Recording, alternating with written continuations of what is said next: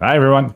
Welcome to another incredible episode of the Idiocalypse. I'm here with our special guest, Burch Driver. He's going to be talking to us about Hermeticism, and it's going to be cool. And it's something that I heard about from Terence McKenna way back in the day and immediately felt that, like, you know what? I'm a Hermeticist. Like, I don't know what that means or anything, but what these people are saying is what I agree with. And I'm here, as always, with my wonderful, wonderful host, Cheney from The Conspiracy Chicken. And say hello, Cheney. Say hello, Burch. How you doing, guys? Hey. Hi there. Thanks for having me, you guys. It's a real pleasure and an honor. Yeah, for us too. And you can find Burch at greenknight.green, correct? And he put together a really beautiful. He's got. Is that knight with a K or knight with an N? K, yeah. So it's referencing the Sir Gawain and the Green Knight myth from the Arthurian legends. We have to get into that deeper, but finish that plug, and then if we can start there. But I also don't want to mess up the cadence of your lesson. Yeah, that's it. Green. He's put out like 8 episodes. I think the way it sounds, he's planning to end it on the 9th episode. Like, it's going to come to some kind of completion, and either it's going to metamorphosize or go into the ground to compost and become something else. But he's getting there. And just one thing. All I see is this tiny little screen with the 3 of us. I'm gonna play with a few things with the view. That's not it. To try to make it take up my whole screen. I don't know what's going on here. Dun, dun, dun. You're all tiny. Oh. Okay, something's happening. All right.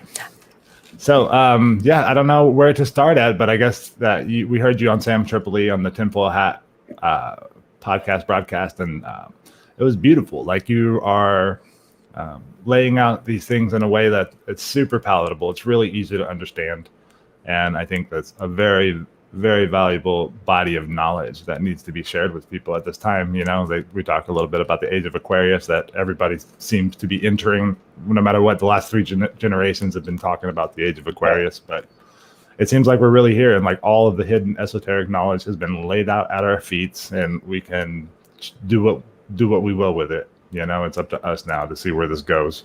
What do you think, Burch? Yeah, I mentioned in my podcast that my dad. So a little background on me. My parents were hippies, and in '71 they moved to New Mexico and joined the Llama Mountain Commune. Mm-hmm. And so it's like the dawning of the age of Aquarius has been happening since then, kind of, but like really not much has happened. It seems like if it started back then, there should have already been something going on. It seems like we've been on pause a little bit, or maybe kind of reliving the same shit over and over until now, Yeah, it feels very purgatorial.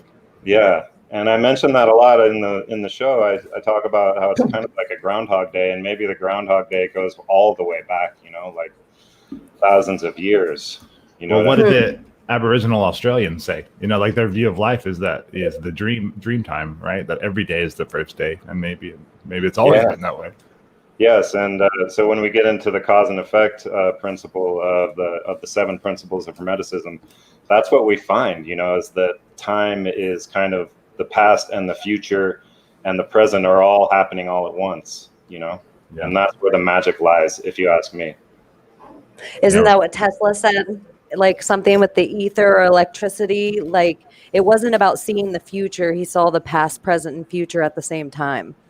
And I think that's why he was such a powerful individual and able to create all the things that he did, was that he understood that, that actually we're all kind of time traveling every moment, and that we can create anything in each moment.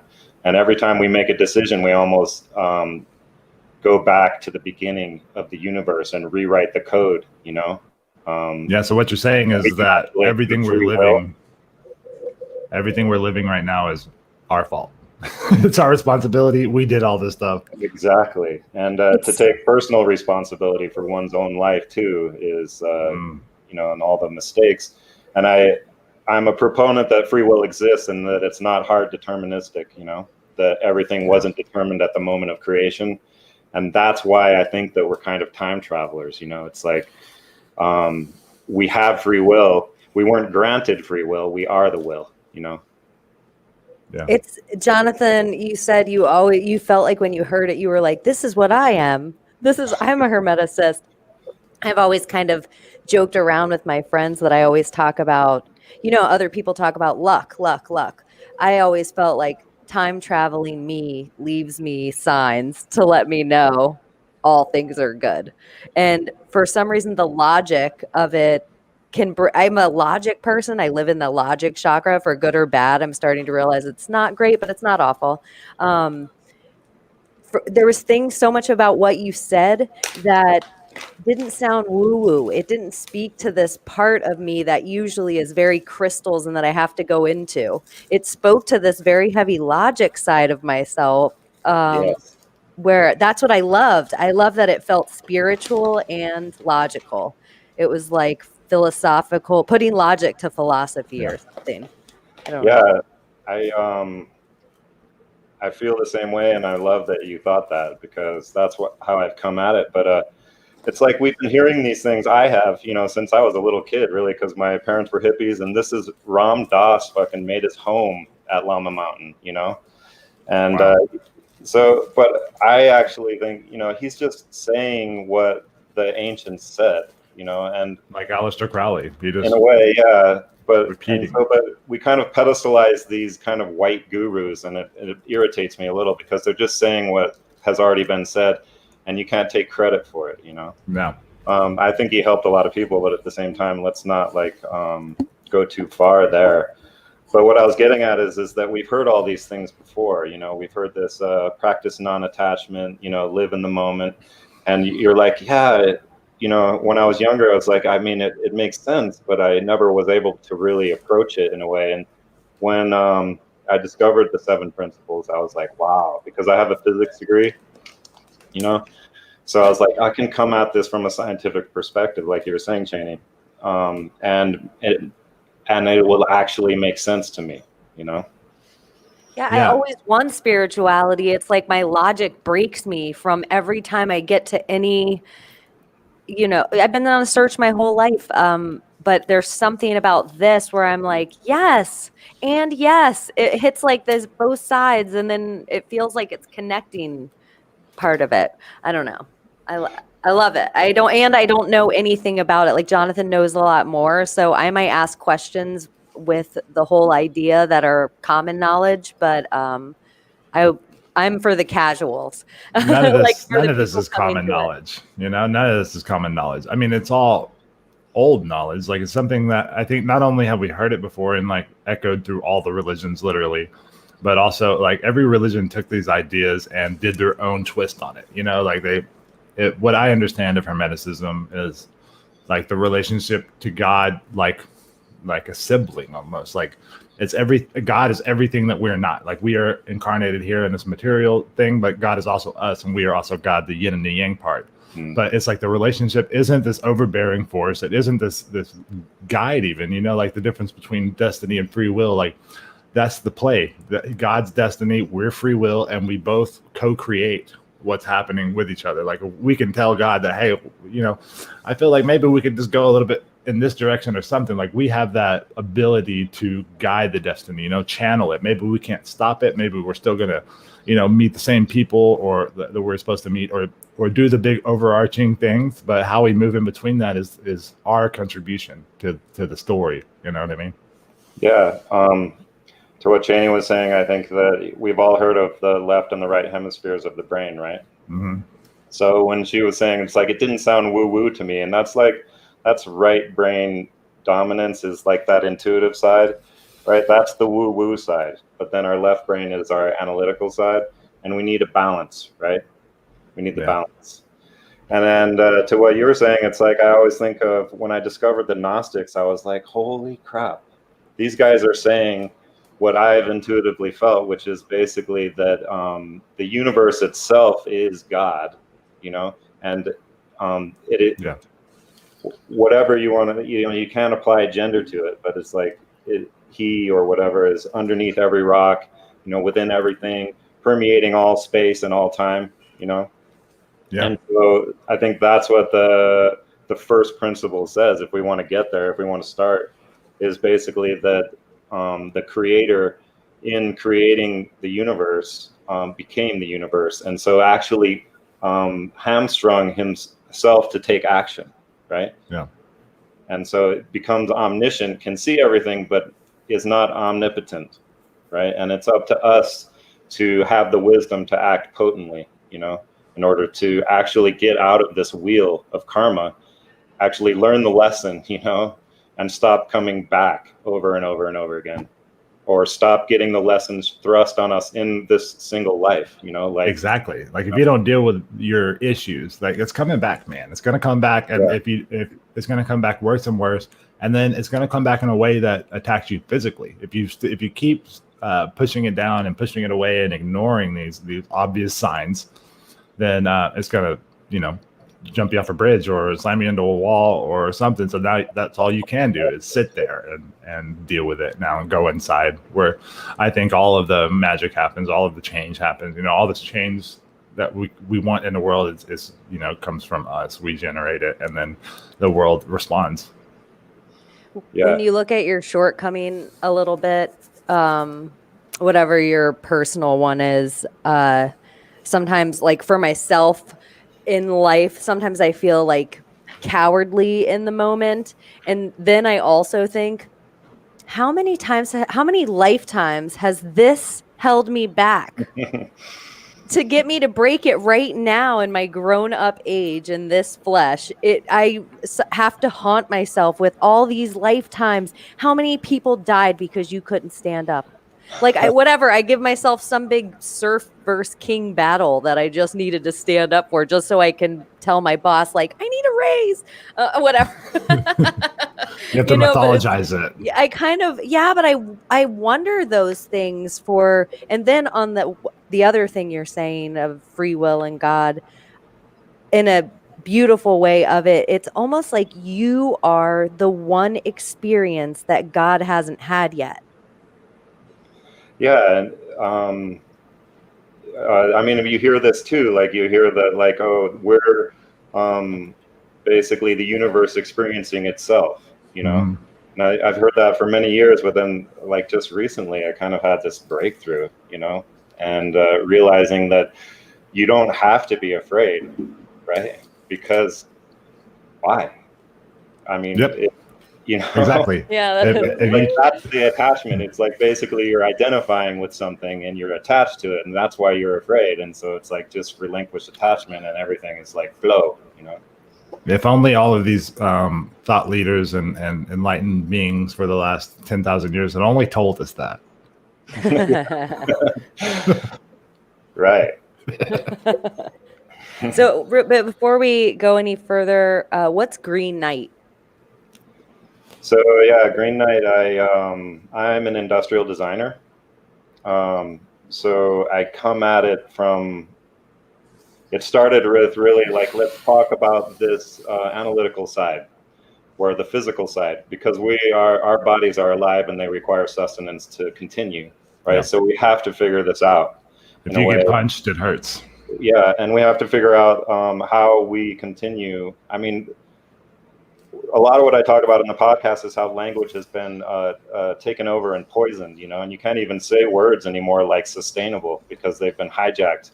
But this, like, keep moving in a sustainable way, and without all of the, you know, what's attached to that word now. It's just say it in a way that's like, we need our basic 7 things that people need to survive. There's 7 categories of products that people need to survive, and so let's make sure that we can all get them, you know. And all of them come either directly from the land or from the people around us. Like all of these other structures that have been built on top of those 7 things that are literally being used to hold us down at every step of the way. We know how to take care of all those things because those are part of our genetic memory. Like that's the main things we've been worried about since as long as we've been humans. And if the evolutionary story is true, then since before we were humans, you know, all the way since we were crawling up out of the oceans, that's the 7 things that we needed then to be happy. Yeah. It's the 7 things we need now to be happy. And so what I address in the first several episodes is, okay, so have you guys heard of Marshall McLuhan? No. So he was a media guru who was writing in the 60s, and he wrote I mean, people have pedestalized him, you know. Yeah. He has become kind of this thing, but his message was, he's the guy who said the medium is the message. Have you heard that? Yeah, I have. So he's the one who coined that phrase, and what he's saying basically is that all of the things that we make are extensions of our bodies, you know, and that the content within any medium, the information that it holds, is not the message of that medium. It is the medium itself that is the message. And so think of a medium as our technology, like not like the way we think of it today, media as like a communication technology. It's more everything that we make is a medium. Your media can be art, your media can be construction, your media can be industrial engineering, honestly. Like if that's what you're using. Like straight up single products, radical innovation like the wheel, you know, is an extension of the foot. So this is what he was saying in Understanding Media, the Extensions of Man. He wrote it in 1964, and he was it was a prophetic book. And so I discovered this when I was at Art Center in Pasadena. And I was like, oh my God, this is what I intuitively knew. And now someone is saying it, and I love this guy. And so he became one of my teachers in a way, even though he has passed already. Yeah. And, doesn't matter. He's still there. Future, past, and present are the same. So medium as a message basically says is that it is a product, a radical innovation. A product comes on the scene like an invention, and it changes the scope and the scale of human interactions, and it changes the way society is structured for all time and forever, you know. So it's an important, I approach it from the McLuhan perspective, because so we can understand how important technology is, and not to say that it's all bad on one hand, or say that you know, that this is how we save ourselves on the other. Well, I mean, that technology is all bad.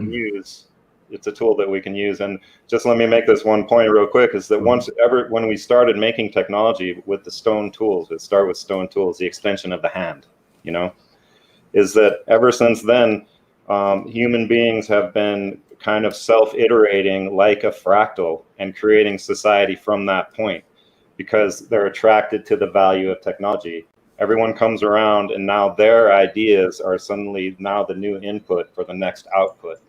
And so society kind of rolls like that in a auto-poetic kind of way, you know. A wave. I was sitting in the ocean yesterday morning, and you can see that the waves come in, like I was just floating with my eyes almost at water level.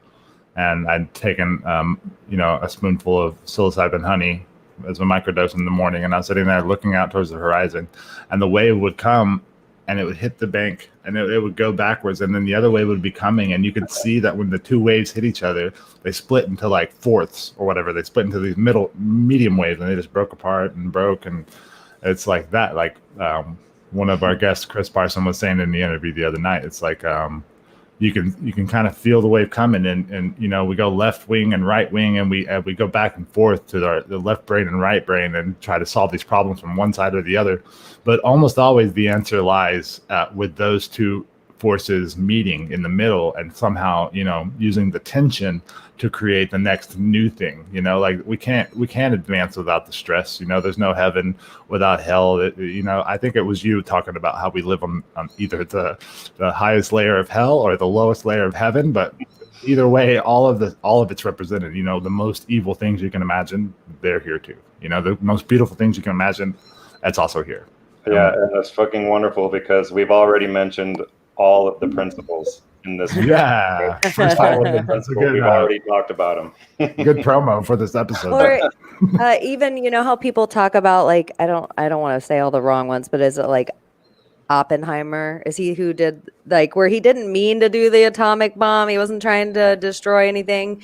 Like, he just created. I have become death, destroyer of worlds. Destroyer of worlds. Yeah, and so in the same respect, if you even go back a level, like when you said the wheel, it's like the person that created the wheel was probably, you know, it was farming. I have become death, destroyer of ants.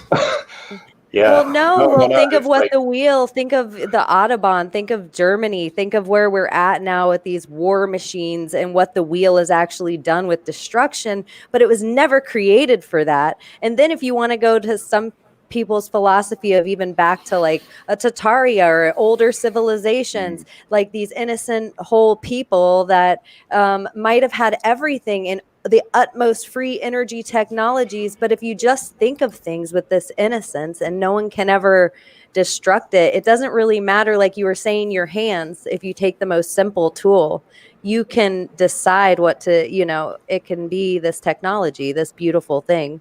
Yeah, he was saying it's like it fractals out. So we picked up a rock and used it to break open the shell of a snail or a nut or something.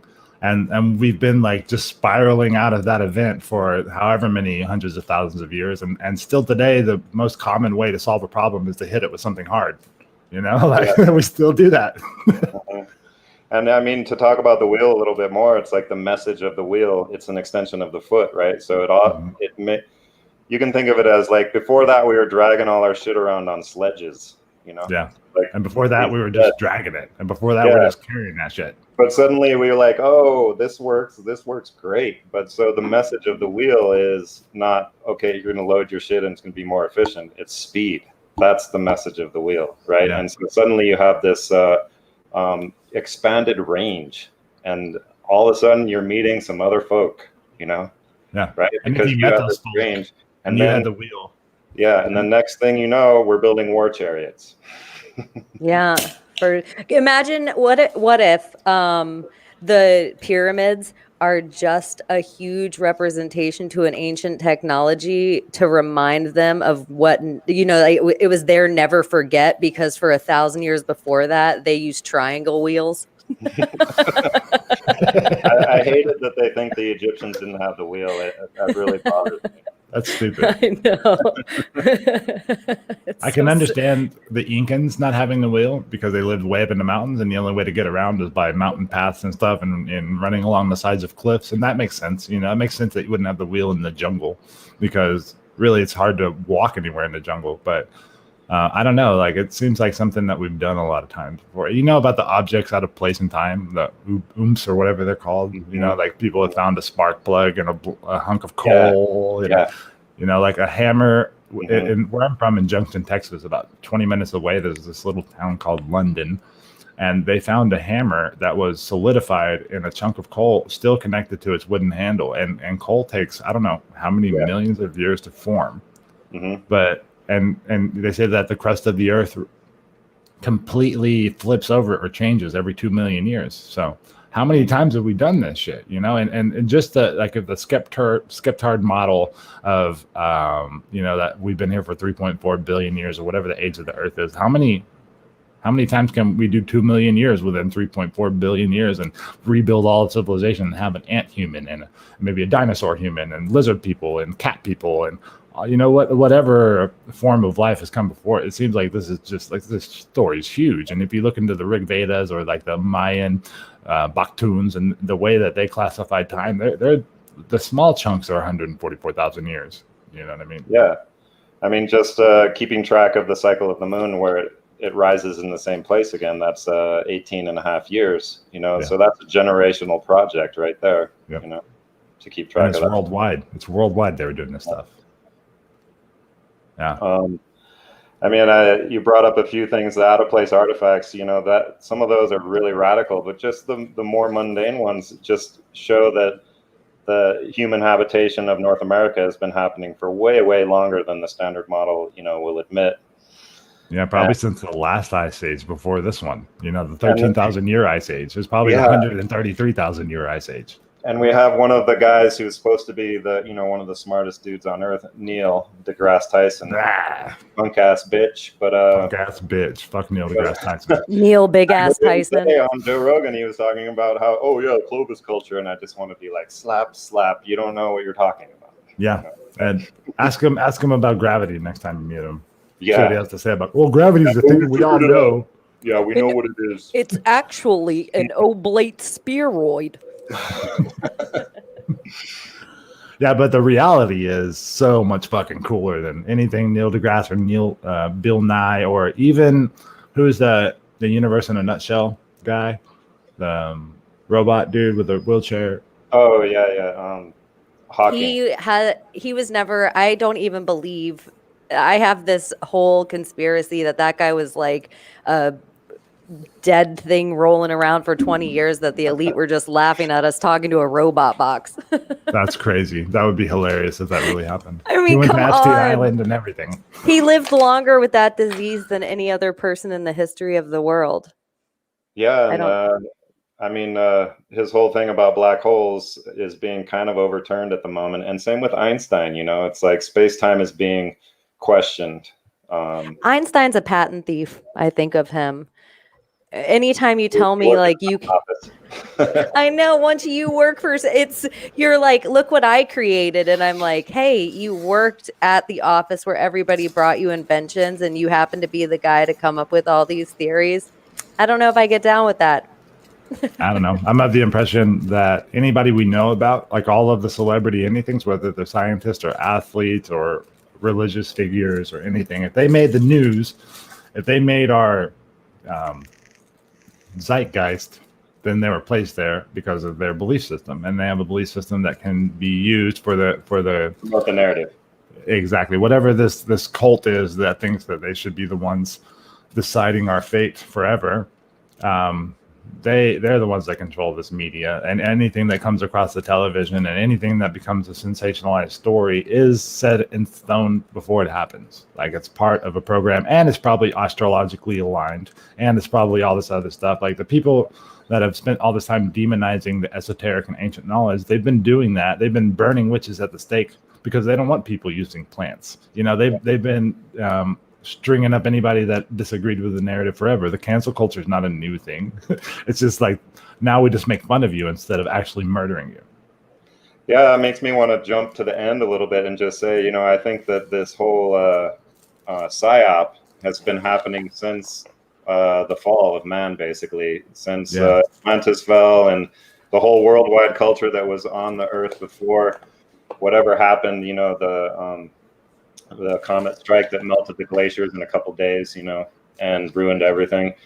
Whoever was left had got this thing put on their brain, you know, basically. It's called maybe the Promethean experiment or the Lucifer experiment, you know, you could say. Mm-hmm. Is that they gave us a technology, and now suddenly we are entranced with it. And just like Narcissus with the mirror.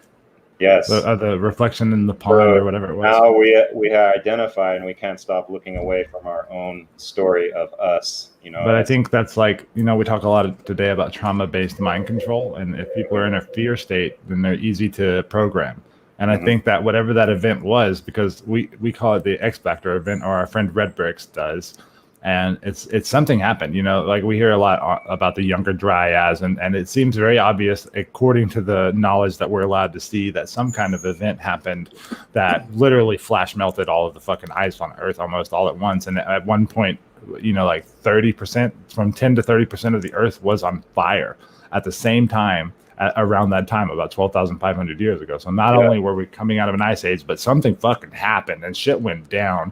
And everybody that survived is like, we can never let that happen again. And, you know, I'm kind of the opinion that maybe the pyramids were from before that time, or maybe like we started building pyramids because like we, after living through that, we're like, there's got to be some way that everything we build can last, you know, so let's just get the biggest rocks we can and stack them up in the perfect way. That way, if this happens again, somebody in the future has at least some idea that we were here, you know, because shit gets crazy on the earth sometimes.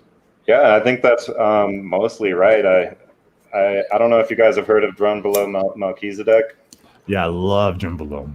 No. So he basically says that that Hermes, or the Egyptian equivalent.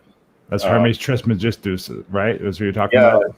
Basically built the pyramids in order to create a center of energy, and also a device basically to bring back the Christ consciousness to Earth, because we lost it in the fall, you know, bring back to humanity Christ consciousness. And that's something that, you know, this whole thing, that's when I say it's us, that we are the will, you know, human beings. When Christ returns, it's going to be because all of us suddenly have the ability to be our full perception apparatus, you know. Starts here.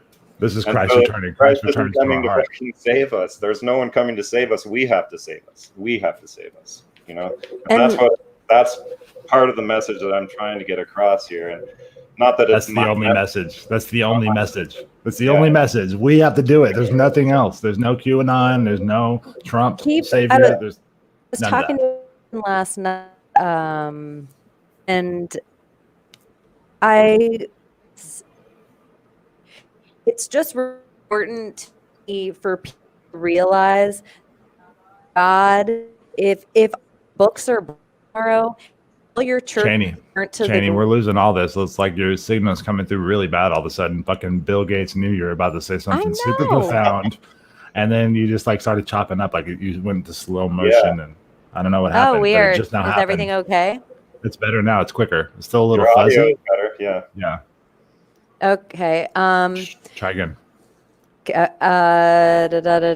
It's almost everybody puts so much credence in their churches and their books, and if all that stuff is burnt to the ground, if all that stuff is gone, God and Christ and this energy of whatever church you worship at, it will exist in us. And even if you think all the words are gone, there's more words between us than any of those books have written down. And I think somewhere we've broken, and our belief system has become something written down that somebody else has to decipher to us. Like it's like priests are the new attorneys and delegators of religion. And I really just think it's important that people realize, and somebody said it on our show too, it is a Christian thing that said, and so it's easy for me to talk to Christians. Like, isn't there something in your Bible that like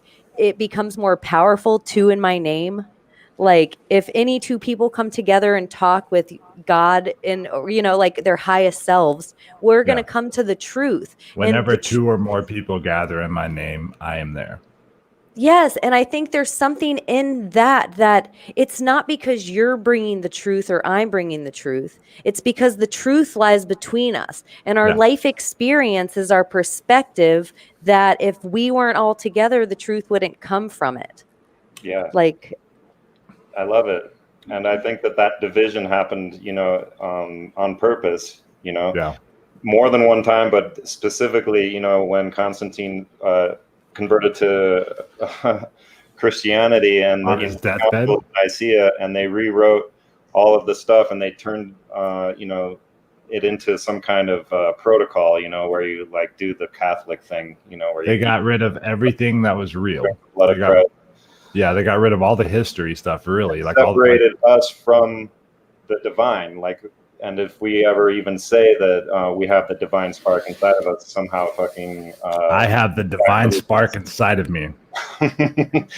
Yeah, and so separates you from the divine, and then you have to go to church and listen to the priest in order to access it, No, we don't. We are the church. We are the priest. But that brings me, I want to talk a little bit more about McLuhan in that case, because then we have, way into the future, we have the invention of the printing press, right? Which is one of these inventions that changed everything, because it divided the church, because suddenly everyone had their own Bible because they could be printed, and they didn't have to go to church to hear the interpretation of the priest, and they could interpret it on their own, Wasn't it like for a while illegal to read the Bible on your own? Like for the common man, it had to be interpreted by a priest because you weren't smart enough to understand the information in there. Yeah, and so we have fucking wars, and then we have the division of the church, the Protestants, and and then basically the creation of the new world as a result. So you can see how technology can have these radical effects, Well, the internet, people say watch out for the New World Order, but the New World Order has been here for a few hundred years at least, maybe 500 years that it's already been here. Like there was an old world order. It was a different thing. And I feel like our religious symbols are crosses. Yeah, maybe. I think they added 1,000 years just to make it seem like Rome and Greece and everything was a long way away, but really it wasn't that far away. Right. I really do. Because there's all this evidence about, we call them the Dark Ages, but have you been to a Gothic cathedral before? Like whoever built that shit was not was not inhibited in any way. They actually had full access to engineering and like this cosmic creativity. Like it's just, the detail is ridiculous. You go to all the ancient Indian structures, and the older they get, the more impressive they get. Yeah. You know, and you get to the point where like this makes no sense. Like there's stone things that move and you can spin them, and they're built into the stone, and like somebody carved it out of a solid rock with a piece inside of the solid rock that can move on a perfectly balanced axis. It was almost it was hit by a laser CNC, you know, like they cut that shit out all at once. That's what Red Brick says. Like our guy comes and talks about Tartaria, is that like something happened. Like maybe there was like this technological grid on the earth, because if you look at Egypt from the sky, it looks like a chip. It looks like a silicon fucking chip. Like everything lines up, and all these other ancient cities, it looked like there's a grid there, and like there's all, like you look at a chip and Egypt, the Giza Plateau next to each other, it's the same damn thing. And so maybe they reached too far. You know, they built the Tower of Babel too high, and they took in too much power, and it melted that motherfucker. You know, like something happened crazy, that the earth was in tumult. And whoever survived was like the people in the deep, dark valleys, like the Appalachians, or like the people living in the swamps or whatever. Like it was just like the most basic people who had interactions with this advanced society. But all the stuff that we know about it comes from their perspective. Like, yeah, these crazy alien god people that were flying around the whole world came and told us like the star of Sirius A and Sirius B are rotating around each other. Like, how do you know that little tribe in Africa? Because the Dogon. Because somebody came and told them. And maybe it was, as ancient alien theorists believe, aliens. Maybe it was just us being badass, you know? Yeah, I mean, it was definitely something, you know? I have a friend who had past life regression done for a series of, different, it took a while for her to get to this point. But she went so far back to a lifetime where, as a collective of humanity, we agreed, almost like I always simplify things in the way, Men in Black, where they hold that silly thing and it makes you forget. Yeah. We agreed, like we gave up something as a whole, so big to us that we agreed to forget. And I have no idea. It's always been like one of those things, like a philosophy, like if a tree falls in the woods, it's kind of one of those things that sits around in my brain that I'm like, what could we have agreed to forget? So that is really kind of one of those things that opened me up to being open to so many different philosophies of how, because we don't know. We don't know our real history. We don't know the truth of any religion. We don't know the truth behind any symbols. We don't know. And the elite seem to, and they seem to mock us with it. And with the seven principles, and they know they can't break them. You can't break the laws. You can only break yourself against them. And so they get us to break the laws, to break ourselves against the laws. Damage because of it. Yeah. So I love it. Did we made it through Law 1? Well, I wanted to just finish off what Green Knight is by saying that. Do it. I went into the 7 principle because I think that's be the change you want to be, is that, that's where I ended up. But the thing is I think we need a solution for the way we use our tools, and the thinking that I come at is that for so long we've been specialists, each of us, we are not generalists anymore. We don't walk the savannah with our little bag of stone tools, But think about the bag as a technology, just as an aside, Like the bag that the Anunnaki have. Yeah, to just bring your stuff with you. But we're not generalists anymore. But the internet, what it does is it basically allows us to be generalists again. So that we can come together with all of our individual knowledge. I'm kind of jumping ahead, but what I'm saying is that because we're all specialists and we can't really live off the land by ourselves. And the whole idea of people bugging out and just living in the wilderness is not a solution, right?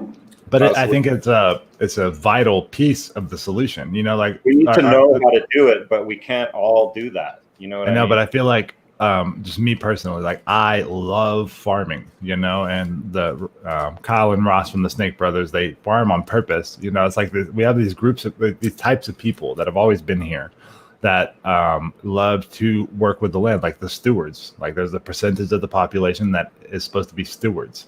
And that's our job, is to do that so that the people like you and the people like Cheney can focus on the other elements. You know what I mean? Like, Yes. Human beings evolved in a tribe, right? I mean, we're supposed to be this bigger thing. We're not even a nuclear family, and now they're breaking the nuclear family apart.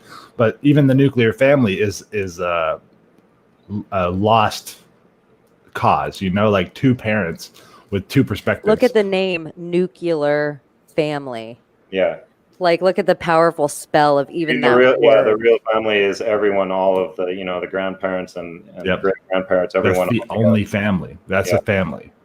But I agree with you. I agree with you, Jonathan. It's what I was getting at basically, is that not everyone.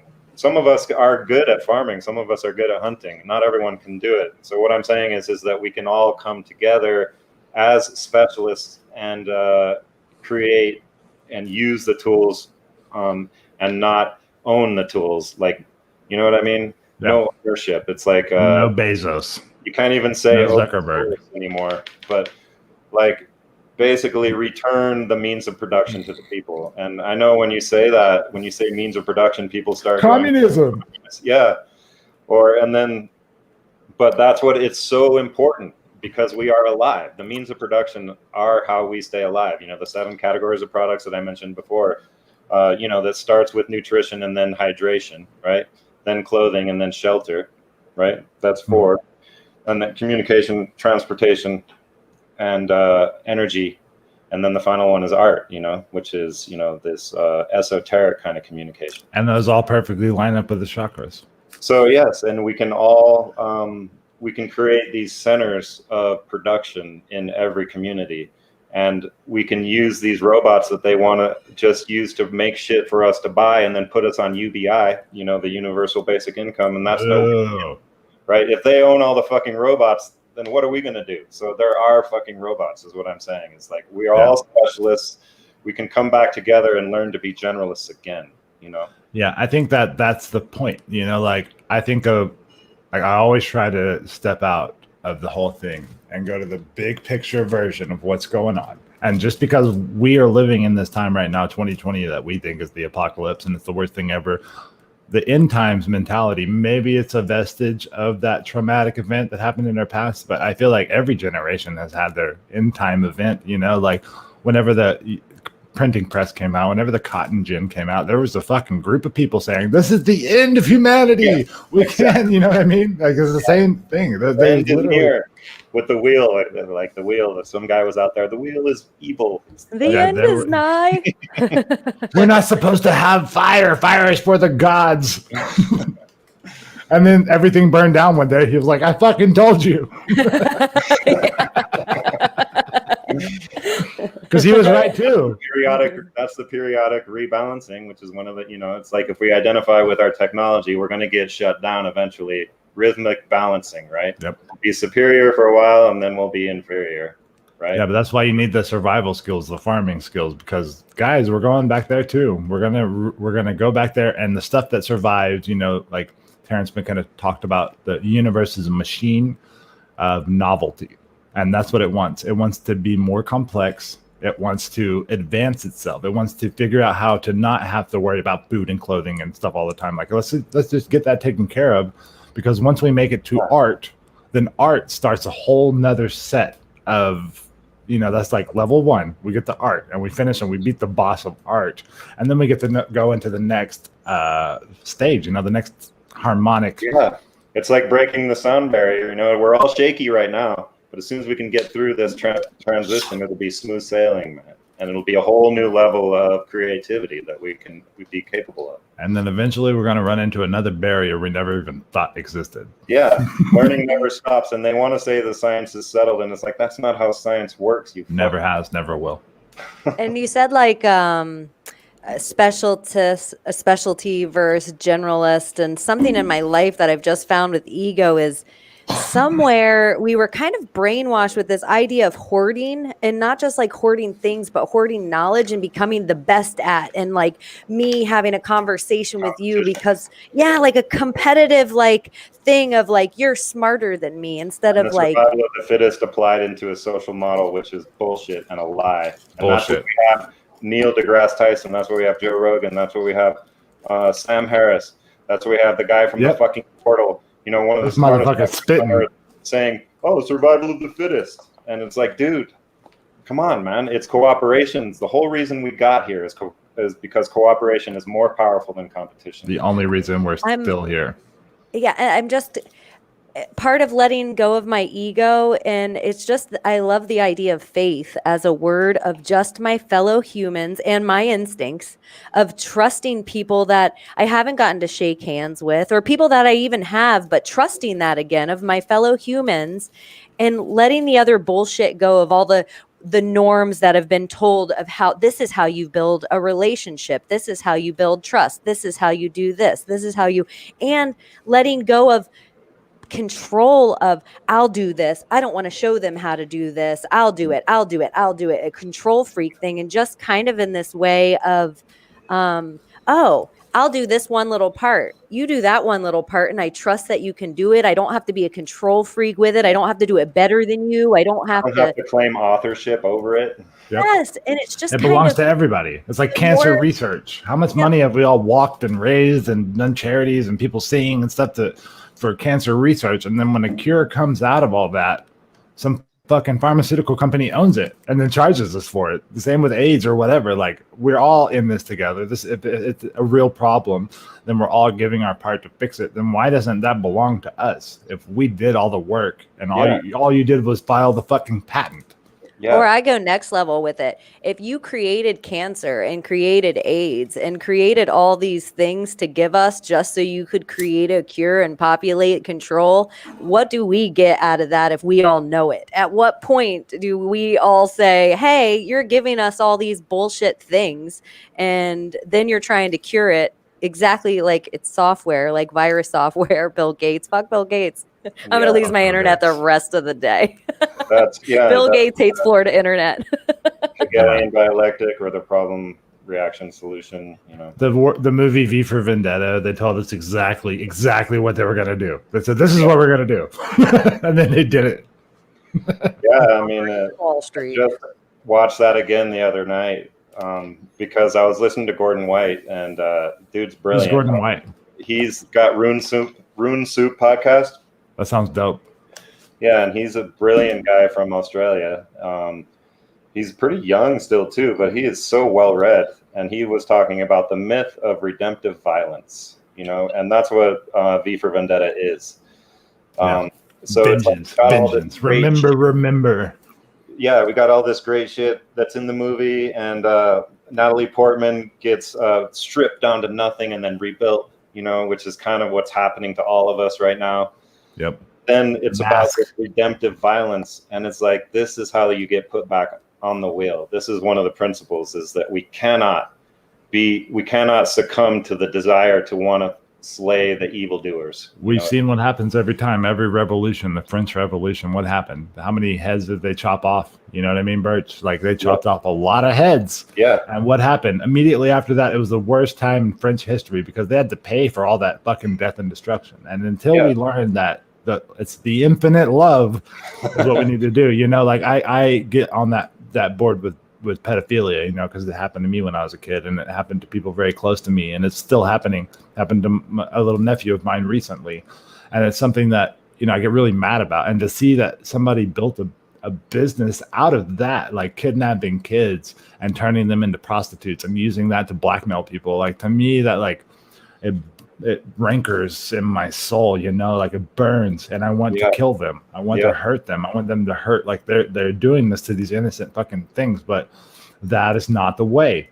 that's what they would do. That's what they want us to do. That's why it's coming out right now. They want us to start this battle where we go, bring out the guillotines again. Let's chop up all the pedophiles' head, but that's not going to do anything. It's going to bring the pedophiles into the underground, and it's just going to continue, and it's going to come back worse later because of all that violence we enacted in its name, in the name of vengeance, in the name of redemption. But that's not how you get redeemed. That's not it. And it just starts the cycle again, the rhythmic cycle. So the solution is to what we've been talking about is that we do this new thing. We create centers of value. We create value wells, because people are attracted to value, and they will come, What does that mean? What is a center of value? What is a value well? So it's like, because our bodies require sustenance, that is the origin of material value, right? Is that we got to have stuff to survive, Yeah. And so we create these centers that basically everyone gets to contribute, and everything is created there, in every community. We have the technology to bring manufacturing back to the community. Is it Buckminster Fuller? Buckminster Fuller, yeah. It was the 70s or something, maybe earlier, that he was saying, look, we have it right now. Yeah. We can do this. Yeah. He's one of my heroes too. He goes right with the McLuhan and, Toffler, the shock of the new, futurists. Yeah, we're going to put all these books in the show notes. We're building a library, Idiocalypse library, that we can look through all the stuff, because a lot of this is even like, what is the word? Like in the commons, like you can read these guys' works for free. You can get Buckminster Fuller PDFs. You can read the Kabbalion. You can read all this stuff. It's right there for free. That's what I'm saying about the Age of Aquarius or whatever, the vase being poured out. It's like the knowledge is in the vase, and now it's like just everywhere. You can go get it. It's right there if you want it. Like, we have the ability to change this. We have the technology. The will is the only thing we're missing. To be the will, like to be the ones that's what the universe is asking us. It's like, look how shitty everything is if you don't do something. Like, if you're going to sit there and everyone, you got to vote for fucking Biden-Harris, and you got to drive a Prius, you got to recycle. These are all this is all controlled opposition. That's all smelling your own farts. Like, you're not doing shit. Hipster heaven, you fucktards. This is not how we fix shit, Yep. So what do we do? How do we fix shit?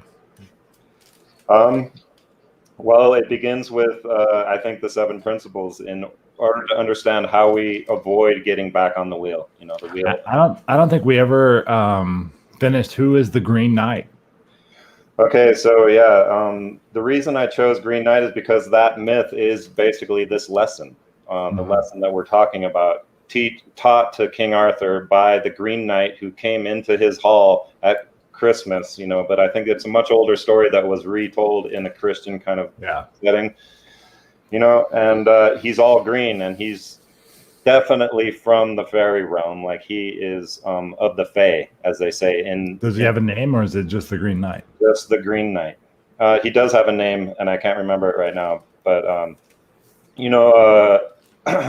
Tolkien wrote a book about it. He was very interested. Many books have been written about this actual. What did Tolkien write? Because I read I read The Hobbit, and I read all of the Lord of the Rings, and then I started on. He wrote an analysis of Sir Gawain and the Green Knight, which is this myth that I'm talking about.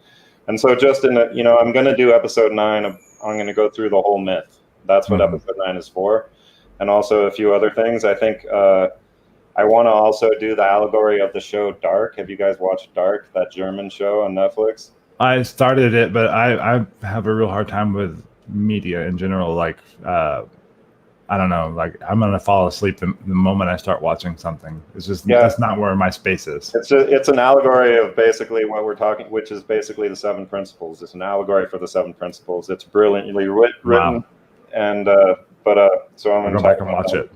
Yeah, I got to watch it first so I don't spoil you. But no, spoil away.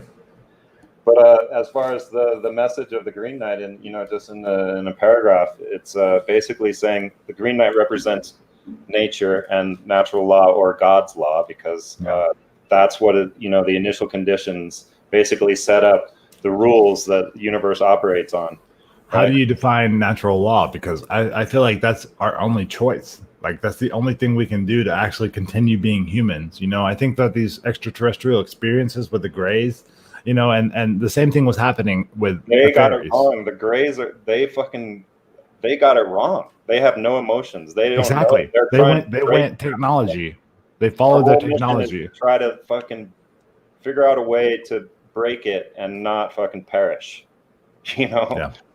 But so about the Green Knight. So he's of the fairies, and the fairies are always representative of the natural world, right? Like you think about all of the stories, they're like little fairies for the flowers, for the winter, for the rain, for everything, right? Mm-hmm. But okay, so basically natural law, you asked the question, what is natural law? And it is the 7 principles, right? That's natural law.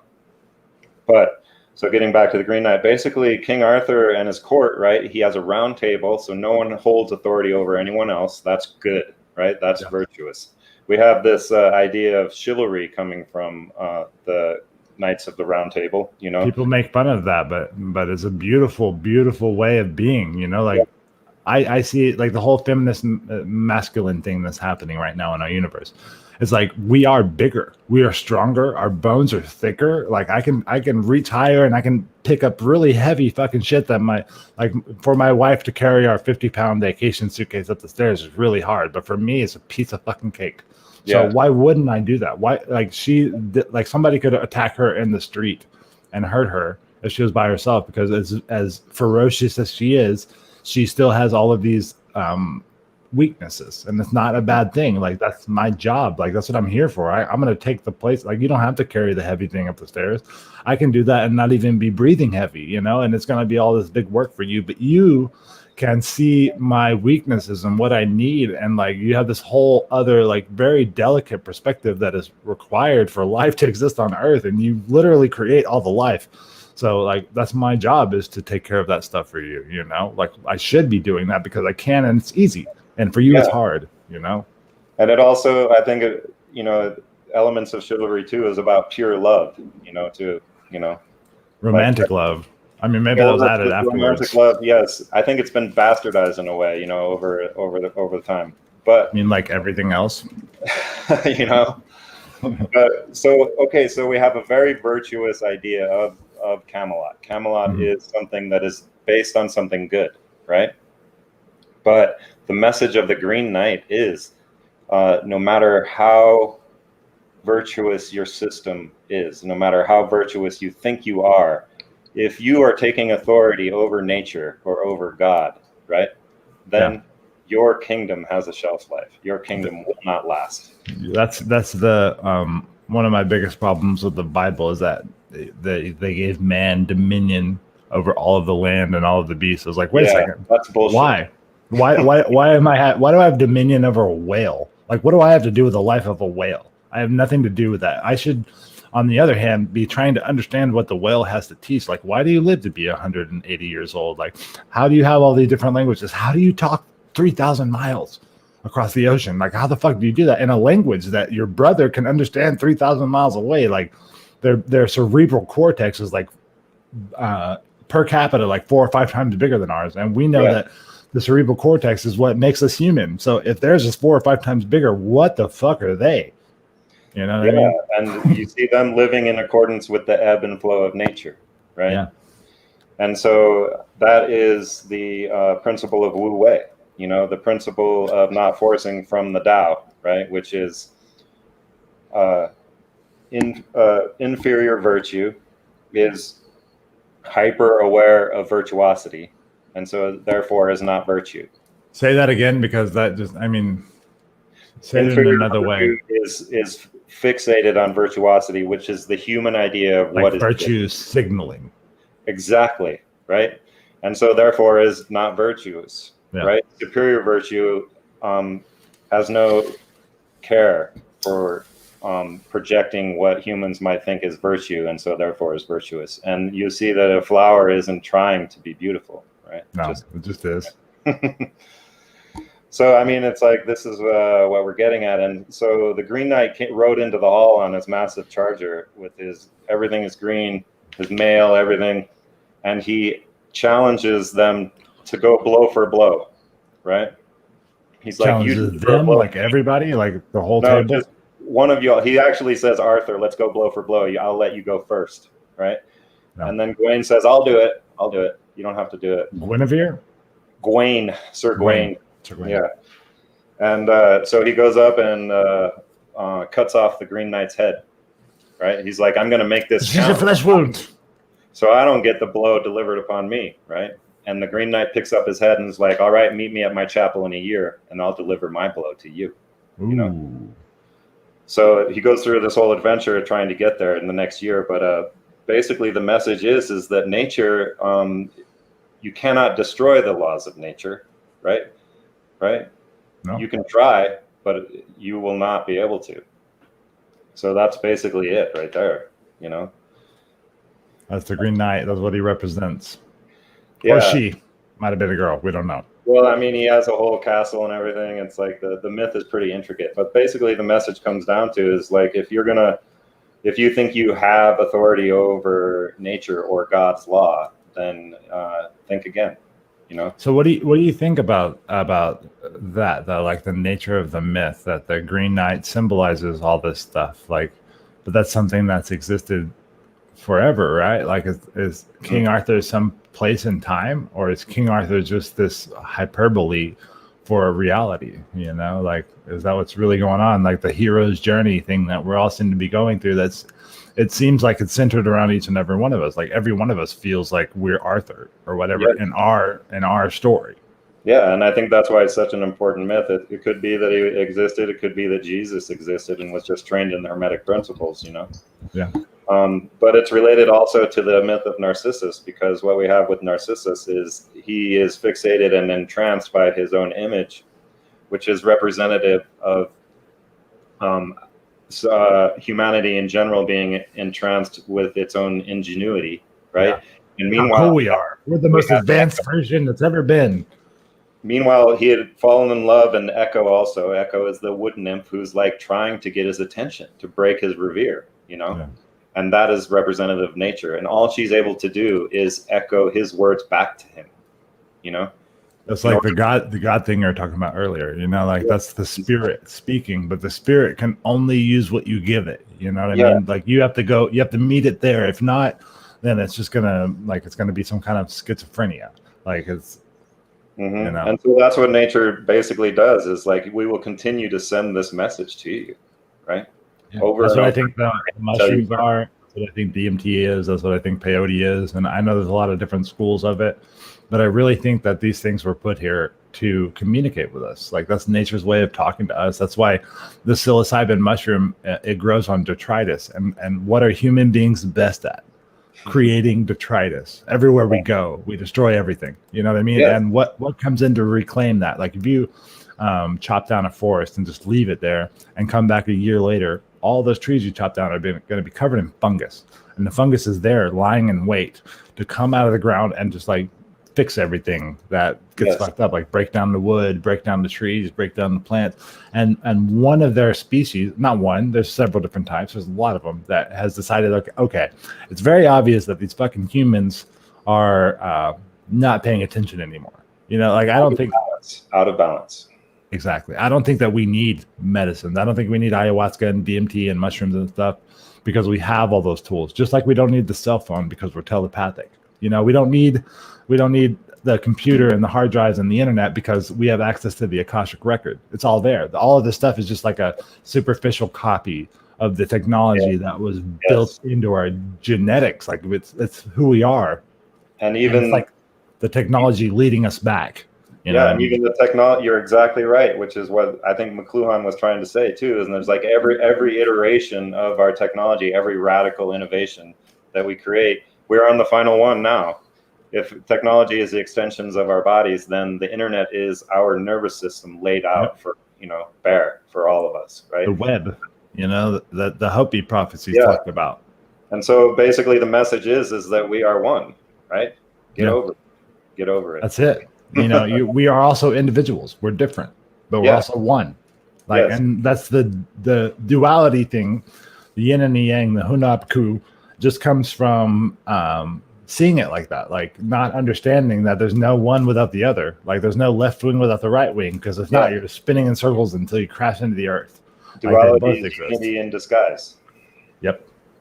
And so to what you were saying about nature, how it's imbalanced, it's basically because of that. Like nature, I think it was Kepler who said that nature uses the absolute minimum of everything in order to create something, you know? Yeah, and if it has leftovers, it shares them with whoever needs it. Like there's no such thing as pollution in nature. Everything that nature creates is done at scale. And so it's not the enemy. And now we have people like Sam Harris saying that nature is the enemy and that we need to have dominion or authority over nature, which is like trying to become God. And of course, we're going to get slapped down if we try that. Talk more about Sam Harris, because I think that he kind of took up the reins from, who was that militant atheist, the God delusion. Yeah. And it's the intellectual dark web, all of those guys. Atkins, is it, or what's his name? Like that. Something like that. All right, we got Cheney coming back in. Let me grab her. What up, girl? Hey, oh my gosh. He said something about Bill Gates, and he always gets kicked off.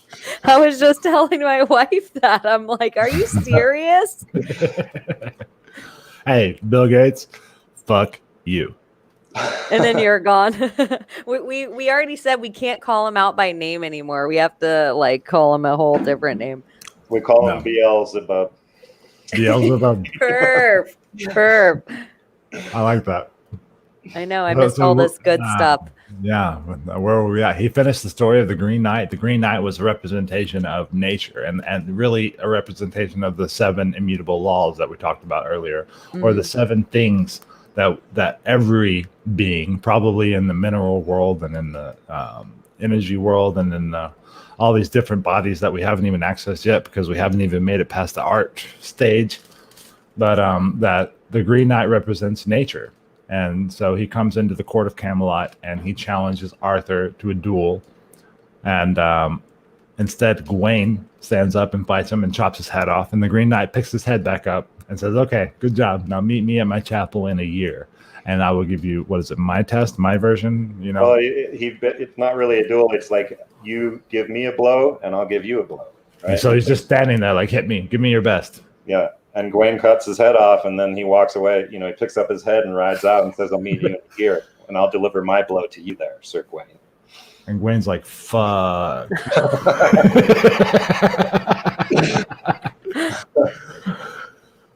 That's what happens. Awesome story. What happens when they meet up again? You have to listen to episode 9. Spoilers. But basically, don't tell us. If it's episode 9, then everybody go to greenknight.green, and episode 9, we're going to hear the culmination of this story. Yeah, and Sir Gawain, perfect.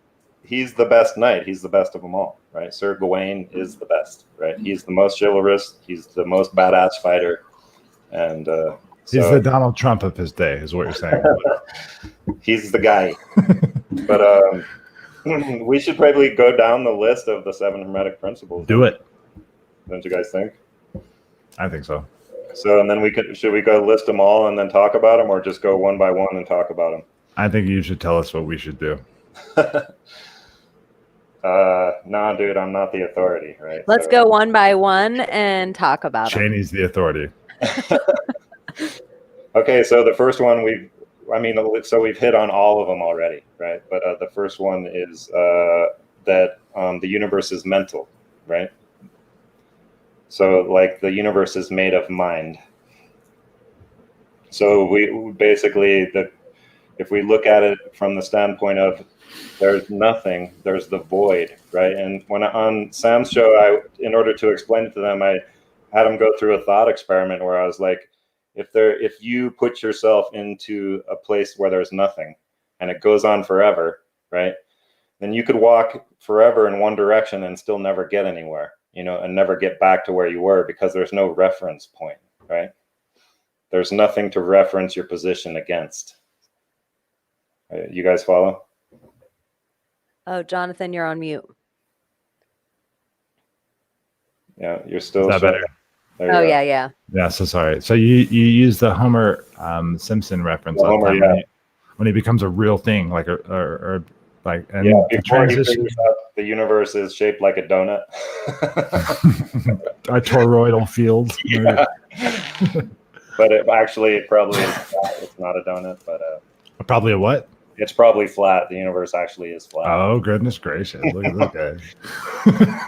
No, I think you said something that really rattled true that I never realized. It pretty much changed my perspective on life in like a really short time of perspective. That's the word I should say. Without perspective, even it could be a foot away or a skin tone away or a species away or a state away or experience away. But without the perspective, you really have no idea the experience. And Yeah. so you might have said too, like the tiger, if a tiger and a human both could speak English, they still wouldn't be able to communicate. I have so many words in my head from people. Yeah, I don't think I said that, but yeah, it's definitely relative, you know, and that's funny that I just said relative because Einstein was always talking about frame of reference, and you need frame of reference in order to even understand what his deal was, you know. I think Einstein was, when he said relative, he was talking about the fact that he was fucking his cousin. Yeah, and he may have been. He was, We just read a lot into it. Like we really put this guy on a pedestal, but he was like, yeah, it's just relative. It's no big deal. but so I think it's a thought experiment that I kind of came up with in order to show that in order for something to have a position, in order for an event to happen, and this is what quantum mechanics says, is that there has to be an observer.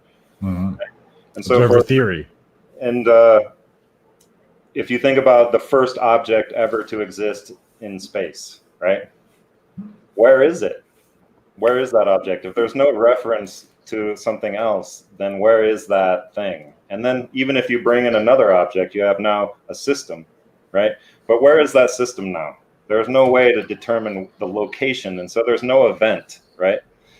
And I think it's a really simple way to understand what basically quantum mechanics is saying is that those properties don't exist until someone observes it, until an awareness observes it and collapses the wave function, right? Isn't that interesting though? That like, even though all of our reality is based off of Newtonian physics, like everything that we know about is based off of Newtonian physics, even the Newtonian physicists of this day say that, yeah, quantum physics is real and that's really happening. I was like, okay, let's talk about it. It's like, no.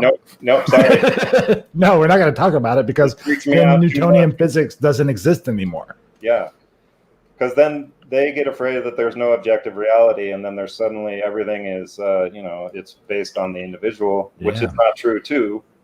There is an objective reality, and it is the initial conditions of the universe and the way they are self-authoring, like we were talking about before, that once the process was started, once the creator basically observed what he was doing, bam, everything started, right? Yeah, I think it was the Midnight Gospel guy. What's his name? He has a podcast. He's really popular. Duncan Trussell was saying that, the universe, like without us, it's nothing, like God by himself. Let's say God is real. He's omnipresent. He's omniscient. God is all these things. He sees everything, knows the future, knows the past, knows everything that I always want to say he because of the goddamn Christians. I do that too. Or even the God. I'm like, or the Trinity. Yeah. The Trinity. It's always the Father, the Son, and the child. And we like to say the Holy Ghost, but what does that mean? It means fucking nothing. And the Father and the Mother, they come together. And the offspring. Right? The mother, if there's a mother and a father, the reason that they're called mother and father is because they made a baby. That's what makes them a mother and a father. So you can't just take the baby and turn it into a ghost. Yeah. Like that baby's a thing too. That baby is a force too. Well, you can if you're Hillary Clinton. Yeah. So what was the Midnight Gospel saying?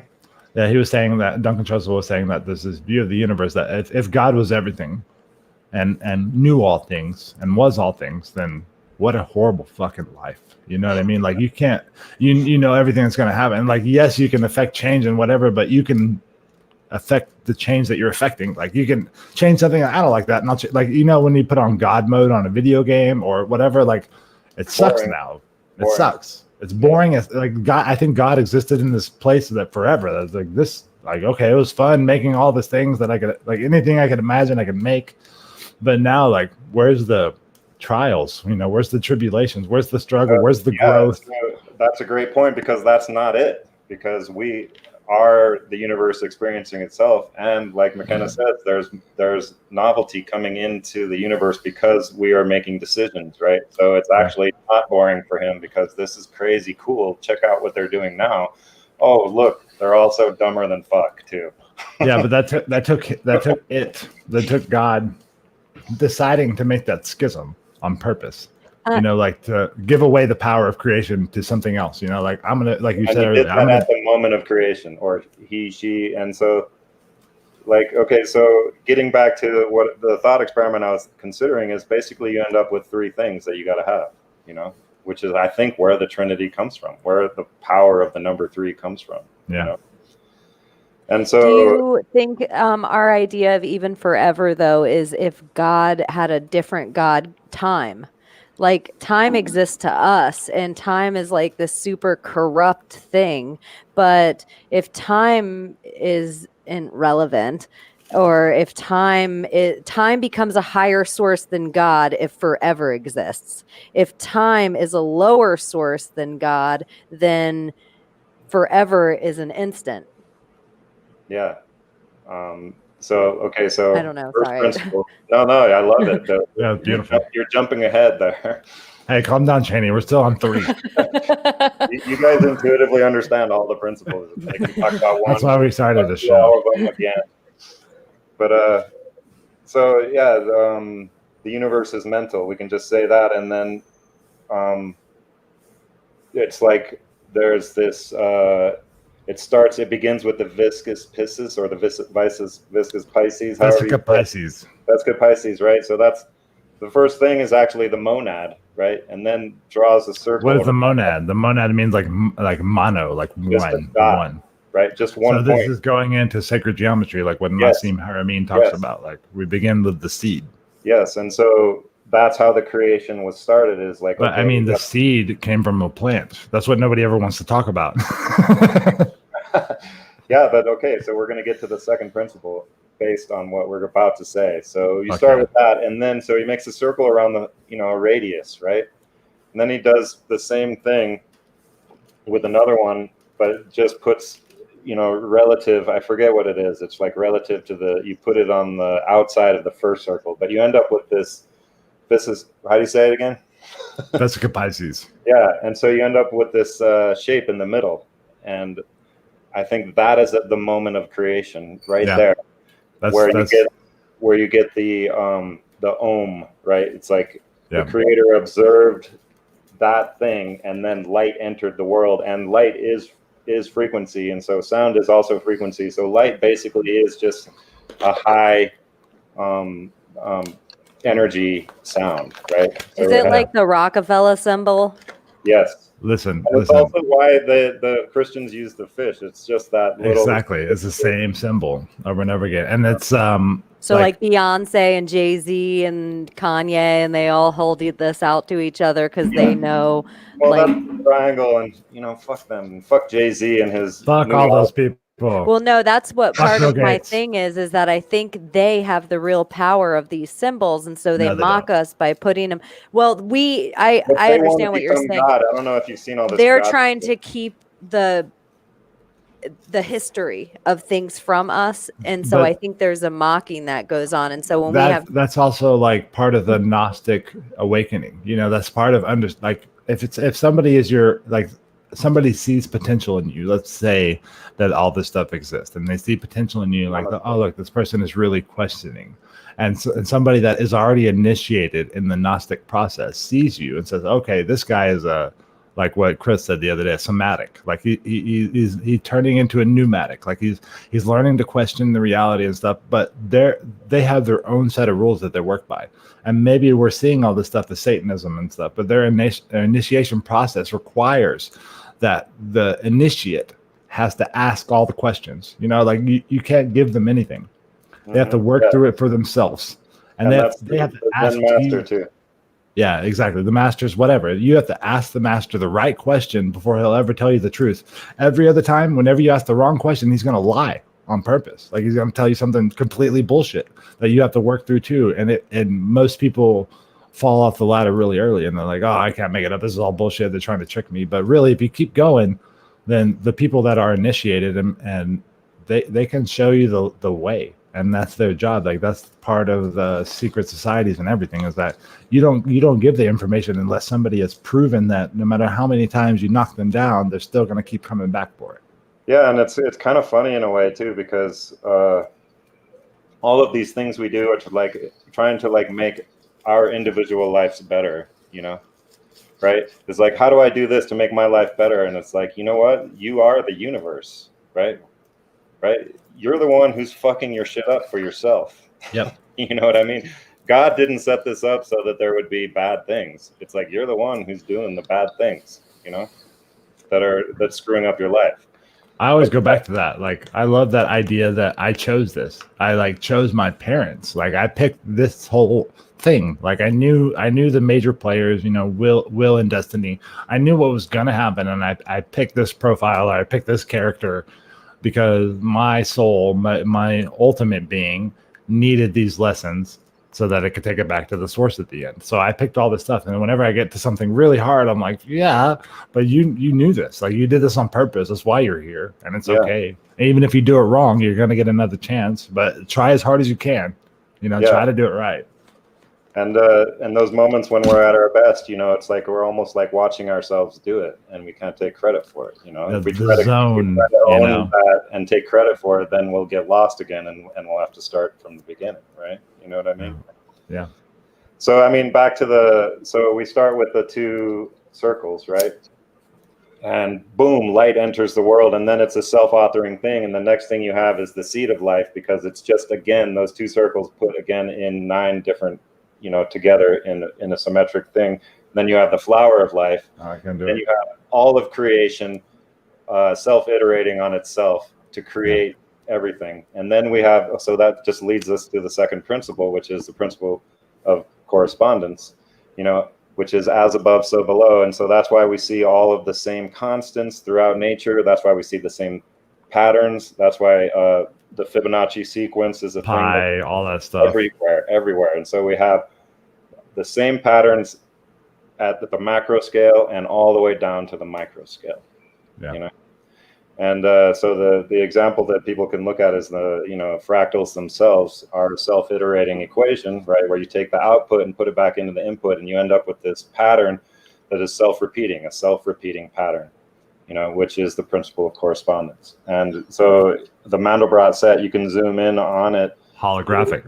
Yeah, infinitely. Yeah, also, yes, where you slice it and it's like the same two things, right? Everywhere you look, it's the same thing. And that's why we ourselves are everything all at once, because we're a holographic sliver of the whole thing, you know? Yeah. So that's the principle of correspondence, right? As above, so below. What's the rest of that? It's not just that. It's not just as above, so below. There's another piece, right? As below, so above. Okay. You have to do that. You have to say both if you're going to say as above, so below. So it's like it goes both directions, you know, at all scales. And there's another way to say it is scalar invariance. And this is something that the brothers of the serpent talk about all the time. Shout out. You know, what's up, brothers? And, you know, and that basically means that you'll see the same patterns no matter at what scale. And he's talking about the flood, right? Randall Carlson, when he says that phrase, the scale invariance, he's saying that a little tiny rivulet will create the same patterns as a 1 mile deep flow, you know? Yeah, that's probably a myth, but I heard that about Einstein coming up with this theory of relativity. It was like standing in the sand as the waves were hitting his feet and looking down at his feet, and like saw the sand moving away with each wave and being refilled from the back and stuff. And that's where he got the idea, like, oh, okay, like this is all part of this like breathing, living thing. Maybe, or maybe he just pulled that out of somebody's patent. He's wrote a pretty story. Things, but at the same time, you know, space-time is false, and the propagation of light through the vacuum is also, you know, it's like Maxwell's equations, which describe how light Ghislaine Maxwell? Or are you talking about a different one? No. Yeah. Maxwell is. I didn't know she did equations. I thought she just fucked children. Maxwell, electricity and magnetism, Maxwell. So he had the equations that describe how light propagates through space, and those equations were clipped to cut out the ether. But anyway, so let's go to the third principle. Third principle after correspondence is the third principle, which is that everything is vibration. Everything in the universe is frequency. So Nikola Tesla was a hermeticist. Exactly. And right. This is everything he says all the time. And it's what the Buddhists say is like the sound of the universe being is the sound of Om. You know? Do you think there's anyone there's probably a billion notable hermeticists that you could name from great book? No, not a billion, maybe like 17. Well, I mean, so it all comes. The reason that has its name, Hermeticism, is from Hermes Trismegistus. You know, who was maybe not real. You know, like maybe he was just a personification of these. Thoth, you know, the god that has the jackal's head in Egypt. Oh, yeah. Or no, yeah, the ibex. Yeah. I think maybe not the jackal, but I think it's not only the ibex, but it's something else too. Like Thoth is not just the bird. He's also the coolest thing about the ibis. This is a weird Florida fact, but I just always think it's really cool, and I always try to remind myself of it energy-wise in a hurricane. So if anyone's in a place that has hurricanes that also has ibis, one of the coolest thing about them is they are the last bird to leave and the first to come back.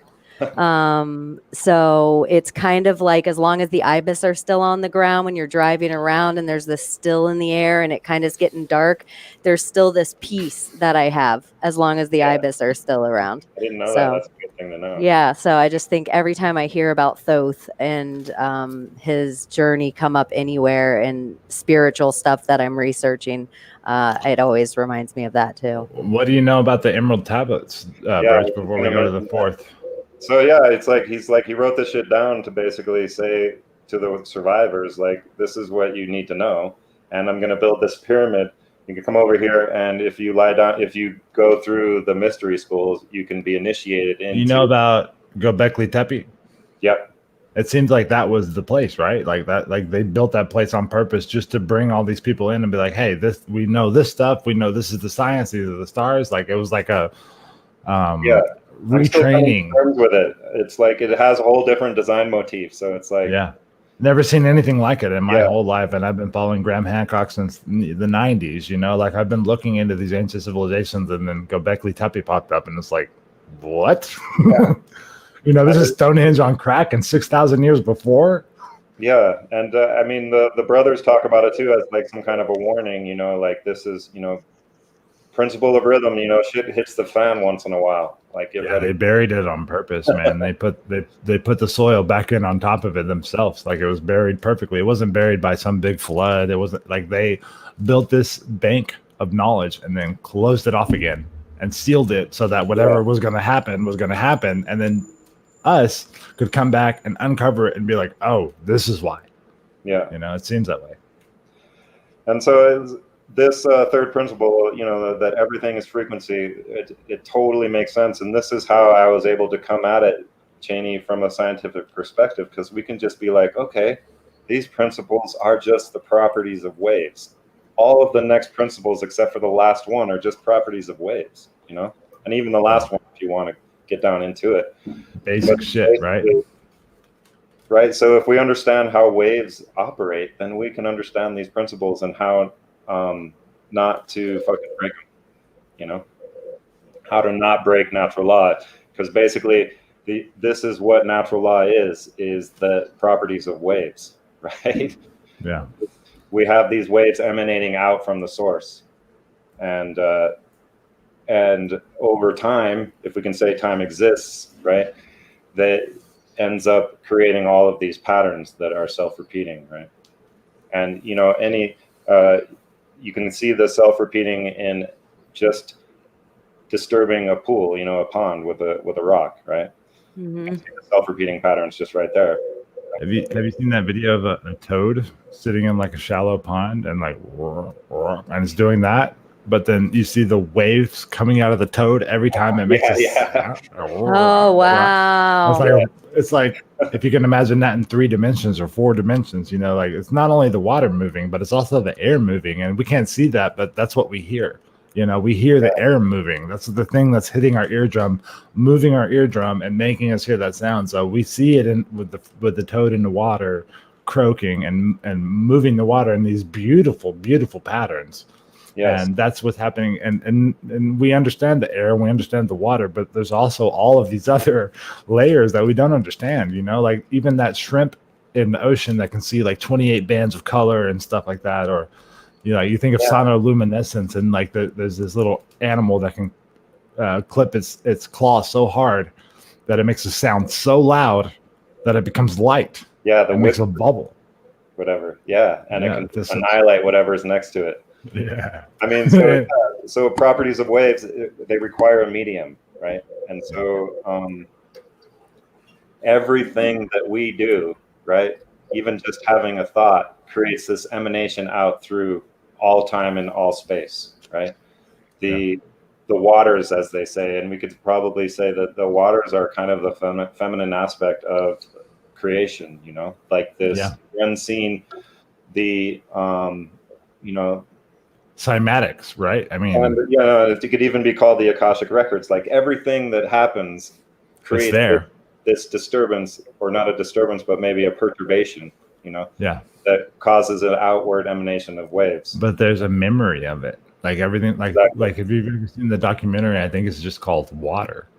And it shows you that water, like the water that filters through the earth and comes out of a spring, has this like really wholesome molecular structure, because there's no right angles. Everything is flow. But any water we drink out of a tap, any water we drink out of a bottle, any of that stuff is purified through machines almost always.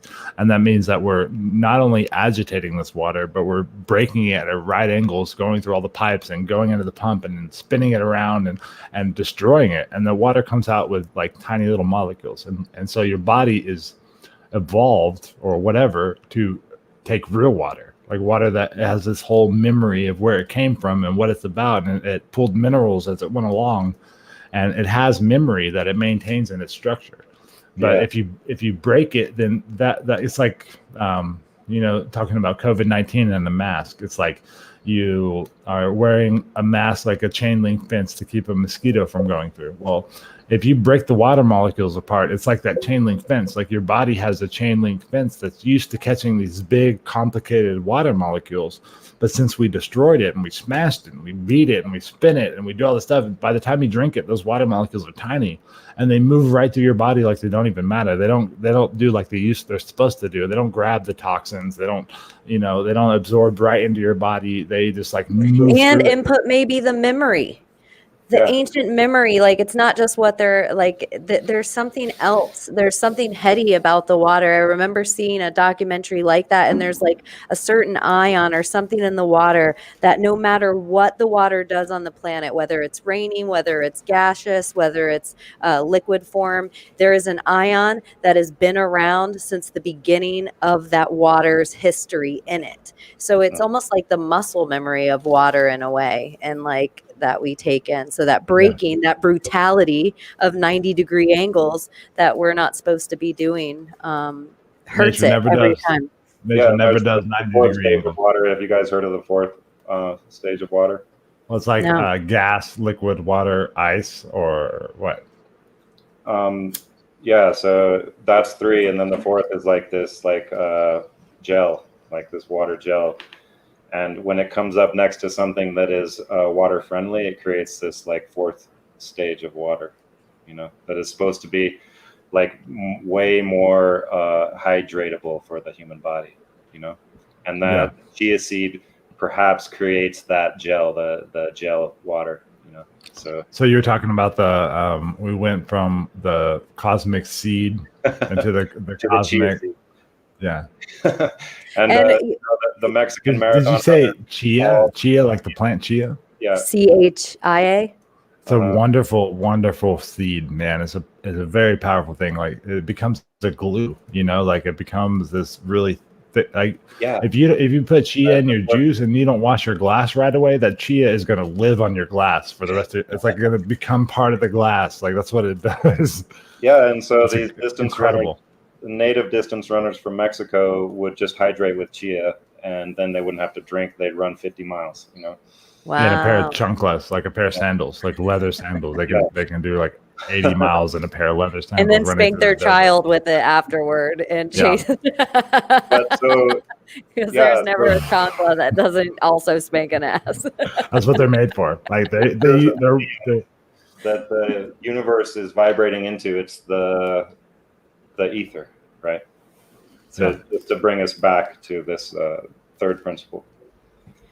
And so the ether is what is the medium that is perturbed by all things, right? And that's what everything is in, basically. It's this all-pervading space, and perhaps what everything is entangled in, and maybe how the creator is everywhere at all times, at once. What he's supposed to be. That's his job. What the Gnostics talked about, right?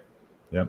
But so the next one is probably, the next two are the most radical, right? The next one is the principle of polarity, which is where we get into duality, right? Yeah. So waves, properties of waves, right? They have a peak and a trough, and you can't have one without the other, right? So this is the duality of nature, right? You can't have the top of a wave without the bottom of the wave, right? Yep. And so the principle of polarity, if you use the principle of correspondence, it goes all the way through all of creation. You have all of these polar relationships that are that one defines the other. Burch, how do you go to work? Like, how do you talk to people at your work about stuff like this? It's like, hey, it's just polarity, bro. It's just a wave. Like, it's just the peak and the valleys. What are you talking about? We're still friends. I spent this morning designing a product in 3D modeling space, right? So that's how you just don't go to work. I'm just like, we got to solve this like particular issue. We just talk about like. Does your hermeticism come in handy when you're trying to do your work stuff? Like, do you feel like you draw on these principles in your regular life on a normal basis? I think, but I've just recently come to a really cohesive understanding of it all. How recently? What do you mean? Like really fucking recently. like 3 days ago. Like I was writing episode 8, and I was like, oh my god, this is it. How did I not see this before? That's the thing. Like we talked about Terrence McKenna. I don't know how much you followed him, but that's what he always says is that, like, hey, you're the culture, dude. You're the history, dude. Like, you're the one, dude. Like, you have to do that. If you don't do this, then nobody's gonna do it. There's nobody else in the world. There's no religious path. It's not gonna be Yogi Nanda. It's not gonna be any of these people that are gonna do this for you. Like, that's our job. That's why we have all this equipment. We're given all the tools to go through this gnosis ourselves. And kind of like Fibonacci, you guys keep saying, or even like the boot, like you're the ugliness you see in the world, or we were talking about like regurgitation of our souls until we change these things. And so on the Fibonacci level, like a Southern lady would say, like, if you want, there's something you never got, you got to do something you never done, like kind of thing. It's in those ways, like you got to change this thing in the microcosm of your small self for the big scale to change the further we go out. Yeah, and you can't be like, I don't know if I can do this because I don't know if people will like it, or it's like that's what's going to hamstring you right away, And so about the Green Knight podcast, it's like I could see it. I'm a visual thinker. I'm a designer, right? So I can see greenknight.green or greenknight.night.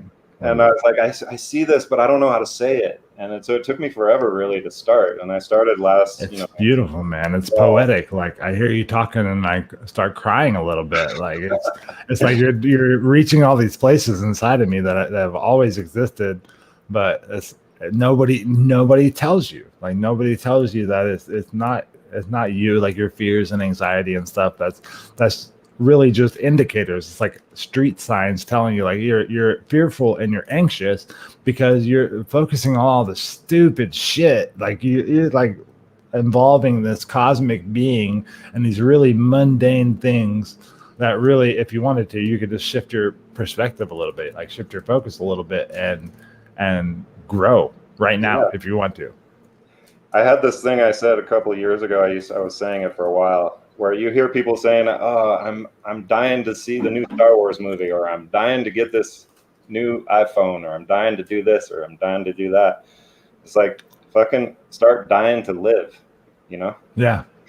Words are spells. Yeah. I think it's so important, these things that people keep saying and keep repeating and I think it really is important that people realize the vibrational, like, energies that they're putting out flippantly, just thinking they're repeating a protest slogan or repeating a mantra. No justice, no peace. No justice, The no word peace. revolution. I say it in the podcast, and this is relative to the Hermeticism. The 7 principles is that it's like we need a revolution. We need a revolution. And it's like, hello, revolution is just going in a circle and starting again. That's what that word means. Yes, It means that. It means 360 degrees. That's all it means. what we need is an evolution. We need an evolution. Evolution. Let's take what we've learned from the past and make it better. We don't want a revolution because then we're just going to be in France again in the 1400s, chopping everybody's heads off, and then we're all going to turn on each other because we're so pissed off. We've had a revolution. We've done this again and again. This is Groundhog Day. And again. Did you say this, Burch? Because somebody did, and I want to give you credit for it. Let's just give him credit anyway. I know. Who cares who said it? See, that's what this is about. No credit, If there was the Big Bang, what did the Big Bang explode into? Oh, Yep, yeah. that was him. That was him. It just keeps. I never have thought about that in all my philosophy studies and I can't believe I never heard it before. And really to just go back, I love the idea of keeping things so simple now. And just that argument before you even get to the tree. Like even the way I noticed that you break down like what, inventions, like taking the wheel, taking the microphone, taking the printing press. If you take everything at its tiny one thing, how much change did that one item do? Much less a human with a voice. So it's almost like you get to decide if you want to be like a wheel, something that changes the world. Everything can be better or good, but some things can be just destruction and some things can be a little more beautiful. Nothing exploded and then it became everything. And not only that, it keeps expanding at an ever increasing rate. And so when I was in school, they explained it to me with like a balloon with you glue pennies on a balloon and then you blow up the balloon. Like, this is the universe. Look at the balloon. It expands and you see farther apart. It's getting farther apart. But who the fuck is blowing up the balloon? Yeah. Why don't we talk about that guy? Girl, whatever it is. And then, so here's one thing that when I was first year in college, I was taking a history of math course. And we were talking about this stuff. And I was like, how about this, you guys? So this is crazy. The speed of light has a finite speed, right? I mean, it's been fluctuating tiny bits, but it's also like the location, GPS location at the pyramid, right? Yeah. That's the speed of light is where the Great Pyramid is. Yeah. The perimeter of that box on the bottom. Yeah. Those guys were so stupid. I can't believe they got that lucky. But so when you look out, when the scientists with their telescopes look out with the Hubble, into the deepest regions of space. Time out, Burch. Why don't they ever turn the Hubble around and look at Earth and the Moon together? Wouldn't that be romantic? I would love to see that. Wouldn't we all love to see that? I want to see the other side of the moon. Why don't they just turn it around for 1 second? We can't even fucking get there because there's a big force field blocking. No, China got a picture of the other side of the moon on one of their satellites. That was a promo for a Nintendo game. That didn't really It feels happen. as crazy talking about that as you saying the pennies on the balloon. Like when I hear myself say it aloud. So this is pretty interesting, right? It's kind of a paradox. So they're looking out as far as they can out into space. And since speed of light has a finite speed, we're looking into the past because it takes so long for that light to get here, right? Supposedly. Yeah, supposedly. So you're looking way, way out there. And so the farther you look, the farther you're looking into the past, right? But since the universe is expanding, you're also looking towards the center, right? So you're looking to the farthest reaches of space from Earth, but you're also looking at the center. Is it the edge or the center? Yeah, it was just one tiny little corner. And where is the center? And that gets back to why you need an observer. Is like, if it's all expanding, then you should be able to follow that line back to its origin, right? Yeah. Wouldn't the observer be the origin? Like the observer is the center. Well, that's the thing about looking out from Earth is that it appears like Earth is at the center because no matter how far out you look, the edge is you know, because of the way, just the nature of the way reality is. It looks like we're in the center, you know. Always, no matter what. That's the only perspective we'll ever have, is like thinking that we're the Like center we're of in the the universe. center, But when you get to you as but the edge is the center because we're looking back in time, because that's closer to the origin of the universe, and everything was closer together then. So it all really kind of falls apart, you know. and you as the observer, even in your own self as the observer, have to question, are you the thought or are you the person observing the thought? So even you as the observer has this small microcosm on there's no locality of cause. Like, so Nope. we got to get past. Is that number 5 or what? Like, I'm gonna get my maybe my like brown belt today. No, I don't know how the belts of Hermeticism. White today. belt, just barely a white belt. So okay, we maybe get one stripe by the end. It depends on if we go 3 or 4 hours. We'll see.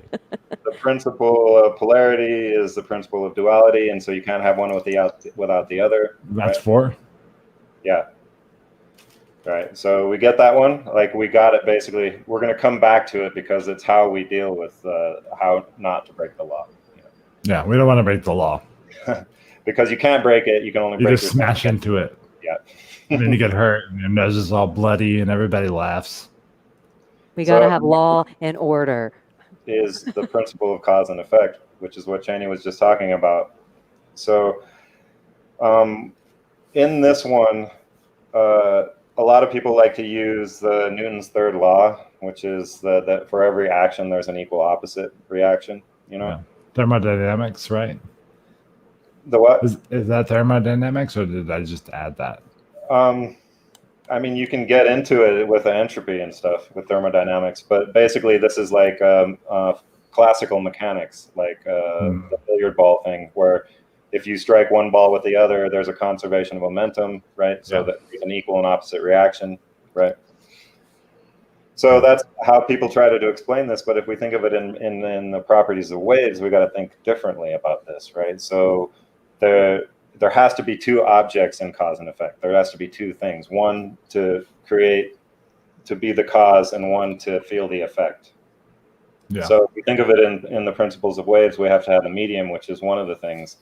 And then the other thing is whatever perturbs that medium. But both things require their own universe, you know, like it's not just like, in order for somebody to feel the effects, they also have to have consciousness. They also have to like be so far developed, you know, in order for something to cause this effect, it has to be so far developed that it can, you know, maybe it's acting unconsciously. You're talking about the observer effect again. And so that's what the thing about these, everyone wants to use the 7 principles. It's like, this is how you live a good and moral life.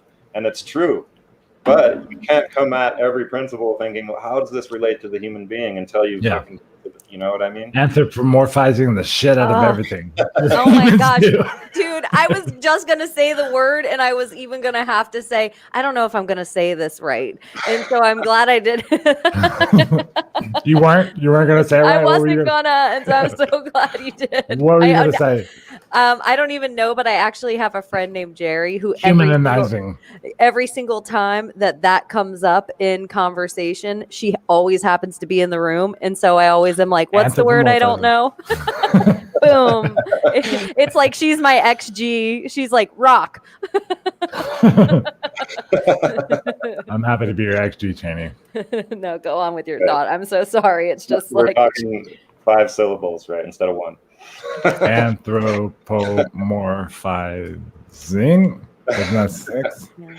I might remember it forever now, thinking of it like that. $10 words. $10 words. Your brother does? Yeah. What is like an $8 word? Does it work like that, or is it like you have $10 words, and what's a $30 word, like anti-disestablishmentarianism? Yeah, you have to. There's the force multiplier of basically saying "fuck" in front of a $10 or fucking. Okay. Right. I could do that. Multiply that word by cursing. You know. Yeah. I heard a Sarah Silverman joke one time where she said like pussy's lost its like in the 80s or 90s you could say pussy and people would be like like it's kind of lost its weight over time where you can just drop pussy. So she wanted to take it next level and make it sound extra gross again. So she says pussy. Pussy. Like, that's something that's happening with cunt. She tries to make it really sloppy. Pussy. In the United States, cunt is a horrible thing. Like if you tell your girl that, she will punch you in the face maybe immediately. But in Great Britain and then Australia and maybe Ireland and stuff, like cunt is a term of endearment. And it's like a nice, like it can be horrible, but it's mostly just like we're gonna take these horrible words and make them fun again and make them something. I found out I was Irish, and so now I can say it right, all the time. You can say cunt. Nobody's gonna say anything. Bloody cunt. You bloody cunt. That's horrible. It's so bad. I know, and it sounds so great if you just put a little accent on it. But as an American, it's like, don't bring that truck stop around here. Yeah. Right, I know, but it's good. I like it. It's fresh. I'll be right back, guys. Keep going through your next number 4. Dude, you can't. Dude, we were just about to maybe. Yeah, you can't miss it. You're gonna miss your stripe on your belt. This is the principle we have to go back to. How many siblings do you have if we wait for him to get back? You said your brother. I have 4 siblings. I had a half sister that I didn't know I had, and then I found out later. So I always forget about her. Well, your parents, you said you like were raised by hippies. I wanted to ask you, I'm kind of glad. You said the Llama, what was the? Llama Foundation, which is, up in northern New Mexico. A lot of hippies came here, right, around 69 or a little earlier, and then so started that. But we were talking about the nuclear family earlier. So I grew up thinking that hippies were like good, and that's like brought all this awareness to the world. And, free love and all this stuff, thinking that it was a positive thing. This is the dawning of the age of Aquarius, the movie Hair and stuff like that, And coming at it later, it's like, it's just these guys were not ready for this kind of thinking. And it just broke everything, The commune failed. And our family broke up right away. And so I've had my dad and then 2 stepdads, So it's like I have a half sister that we're real close that we grew up together, and a half brother, and a full brother, and also another half sister that I don't know about till later, And it's all kind of this is like what was created from this explosion of our family that was basically caused by living on a commune. We were just running around in the woods, and our parents were either tripping or fucking, or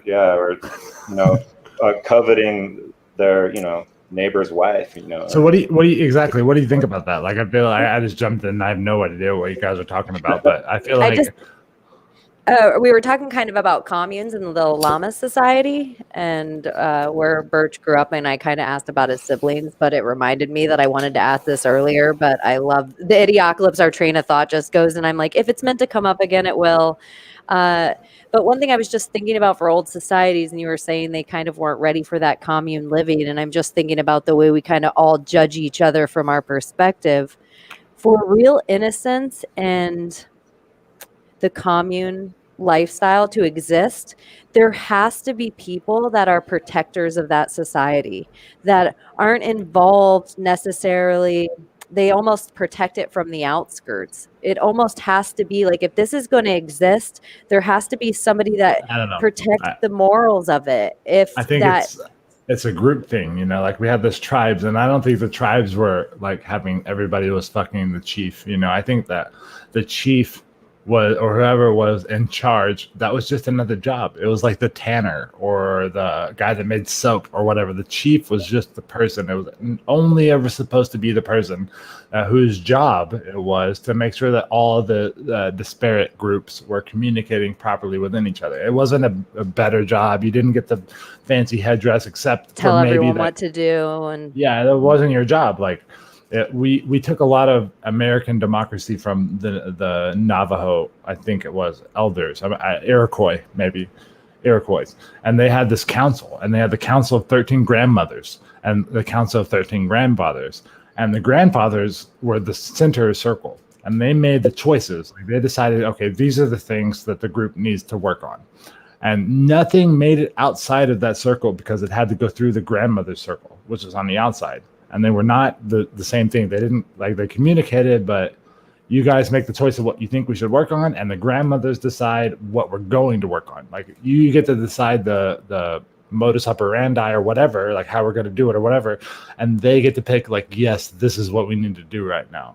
Mm-hmm. And so Thomas Jefferson copied a lot of that into our Congress and Senate and all this stuff. Like, he pulled from Athens, but he pulled most of it from this Iroquois tribe and how they ran.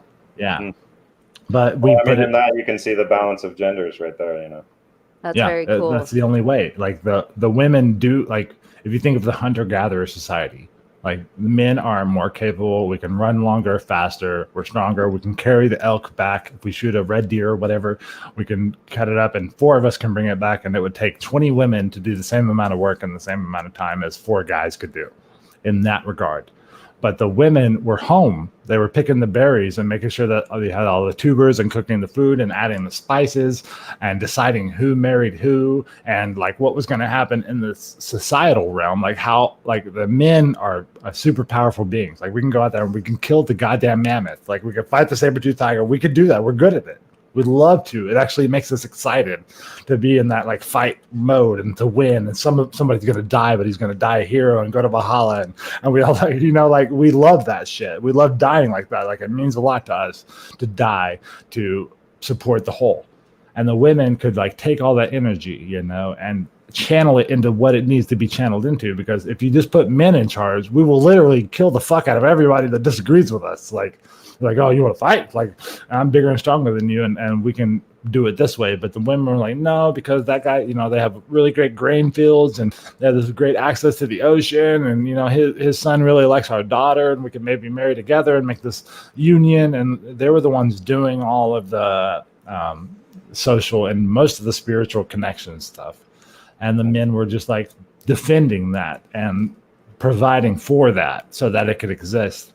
And that's what I think, like, we go back and forth between this feminism, masculinism. Like, our grandparents grew up in a super masculine world. Like, my grandmother was the valedictorian of her high school, and her only job she could get was a secretary. You know what I mean? Like, that's a real thing. It's just like the Black Lives Matter thing that's happening. Like, yeah, it's a real thing that we treated them like fucking shit for a long time. Yeah. But also, I think that is the way that women thought they had to fit into a man world. Like, it's like the idea of it being really masculine, and then the women instead, like, we think feminism now is fitting into the masculine world as opposed to teaching men how to hug their children and cry and doing what we do best. Exactly. It's like the feminism is Oh, patriarchy. Fuck yeah, we're good at this. You know, Shani, we were hermeticists this whole time. We just didn't realize it. Are we there yet? Did I miss something? Did I miss 5? Why a lot of the communes failed, and in fact, I think most of them did. The whole hippie movement failed because they weren't ready, because they didn't know this information. They didn't know how to behave. Yes, exactly. But it's a good blueprint. It's a good idea. Like, the communism thing in your family is beautiful. You know, like, like, if you have 100 people around you that you love, then you want to work for them. Like, if you're more capable, like, what is the Communist Manifesto? Like, of each according to his something to each according to his needs. What is it? From each according to his ability, to each.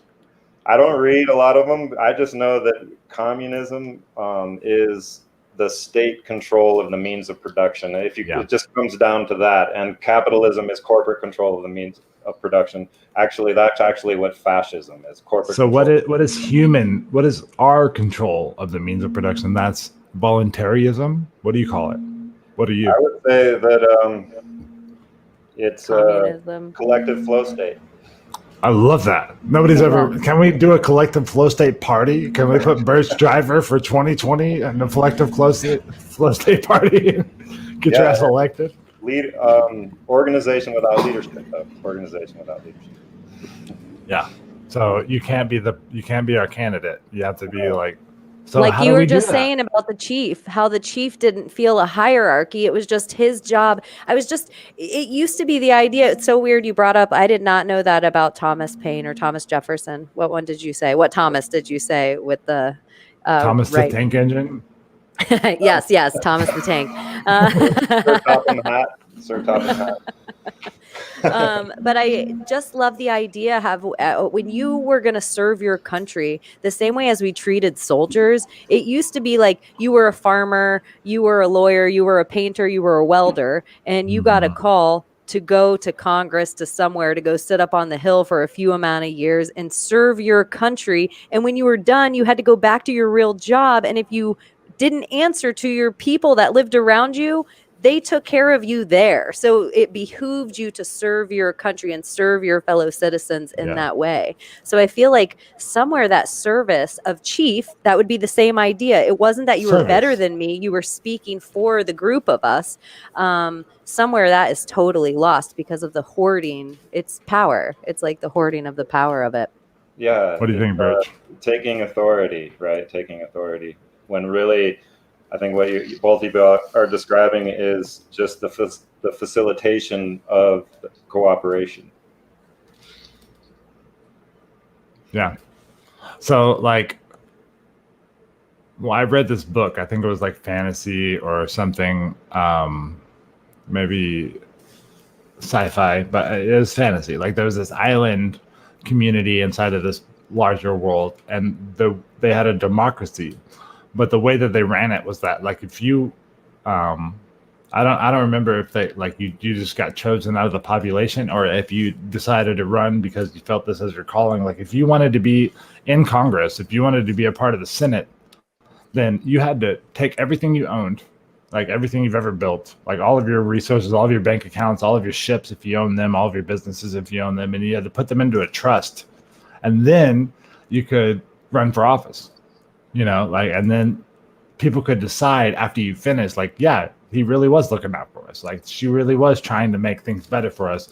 And they could decide whether or not you got your money back. You know what I mean? Like, you had to give something. You couldn't just join this fucking fraternity and start making decisions for everybody and spending all your time manipulating the media so that you get reelected again and fighting, like most congressmen or Senate people, if they want to make a career out of this, they don't spend a lot of time on our issues and homelessness and feeding the poor people, or like all the stuff that we should be doing as the most advanced iteration of humans that have ever existed on the earth. It seems pretty simple that we should fix the fucking basic things that everybody needs to be happy because we have the resources and ability in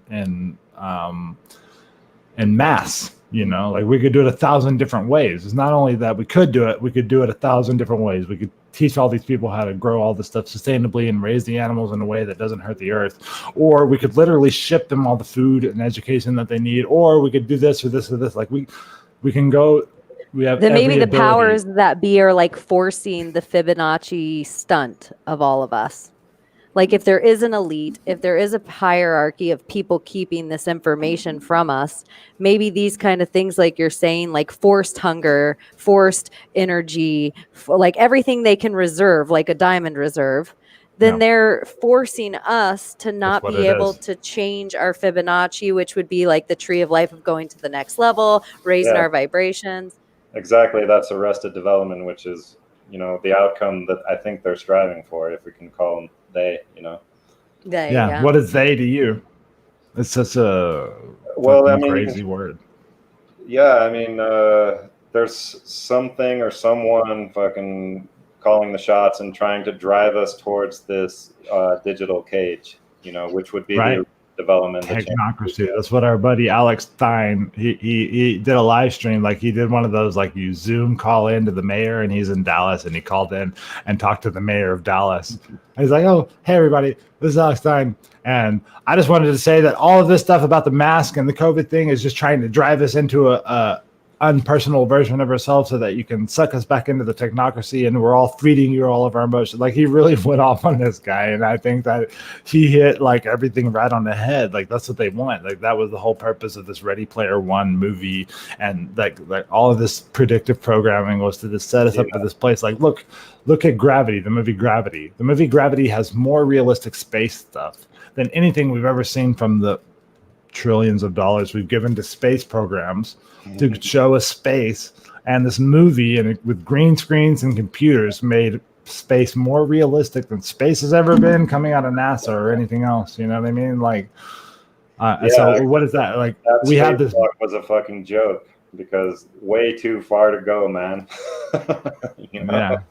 You're spinning around in the what is it called? The space station at 17,000 miles per hour, and you're just gonna go walk around outside like it's a fucking breezy day. That Tesla car. The Tesla car. Yeah, I mean, it all looks. Why is there no fucking stars in any of the pictures? Because stars are a map, and so because like stars are in Hollywood. I'm not saying space is fake. I'm just saying some of the shit they've been telling us is fucking bullshit. I'm saying that space may be real, but all of the shit they've been telling us is fucking bullshit. Every single thing about it. Like, I don't believe any of it. Like, we've seen both sides. It's like this thing happening with the CEO of Netflix, right? They're saying that there's these articles in very reputable newspapers coming out saying that he got caught with 13,000 images of child pornography, but there's also 10 more articles saying that that's not true. And you can search it in Google, the CEO of Netflix child pornography, and you'll get one listing after the other. One yes, one no. One yes, one no. One yes, one no. And like, that's our reality now. Like, all of the options are here. We can pick and choose what they are, but they're all fucking here.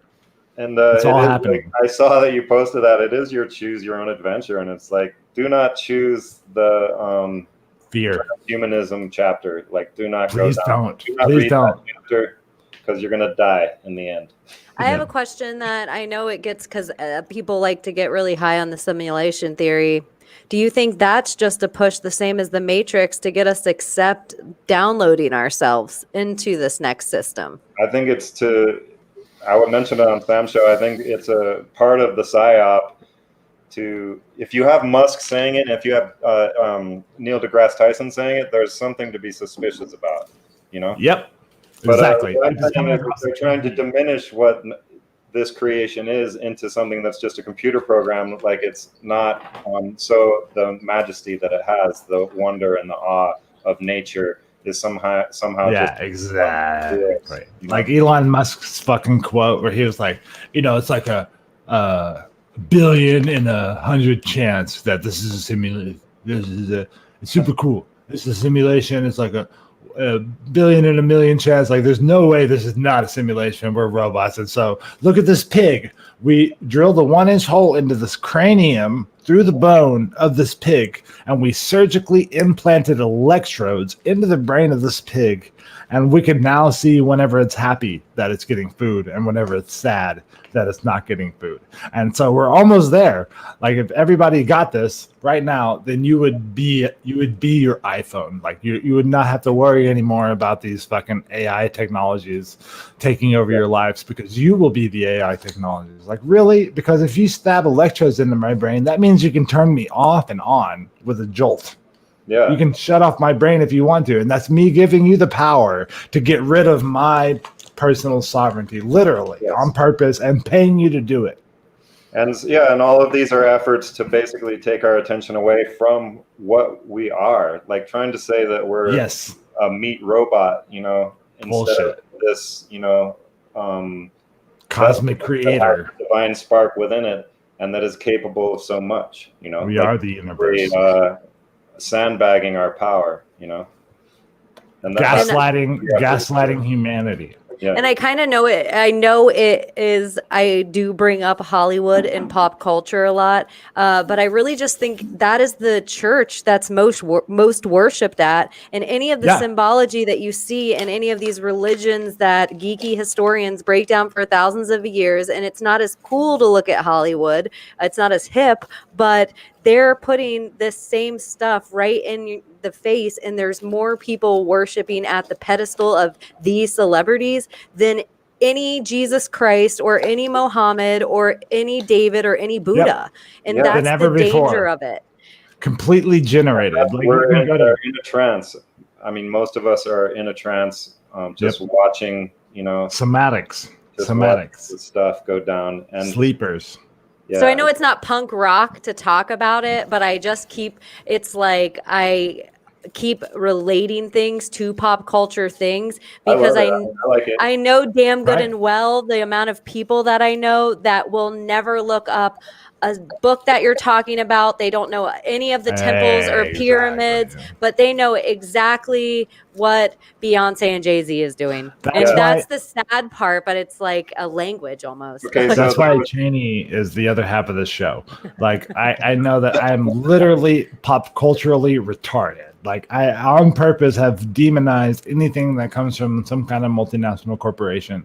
Like, I got this really lucky break that my parents were ultra religious, like Amish type fucking survivalists, and they were like, "Hey, the worldly things are bad." Just like the Amish covering their women up. Like I'm sorry, the Arabs, like the Muslim faith covering their women up. And I look at that and I'm like, okay, so in the United States, what do we do with our women? Well, we have them fuck themselves over the hood of a car to sell beer.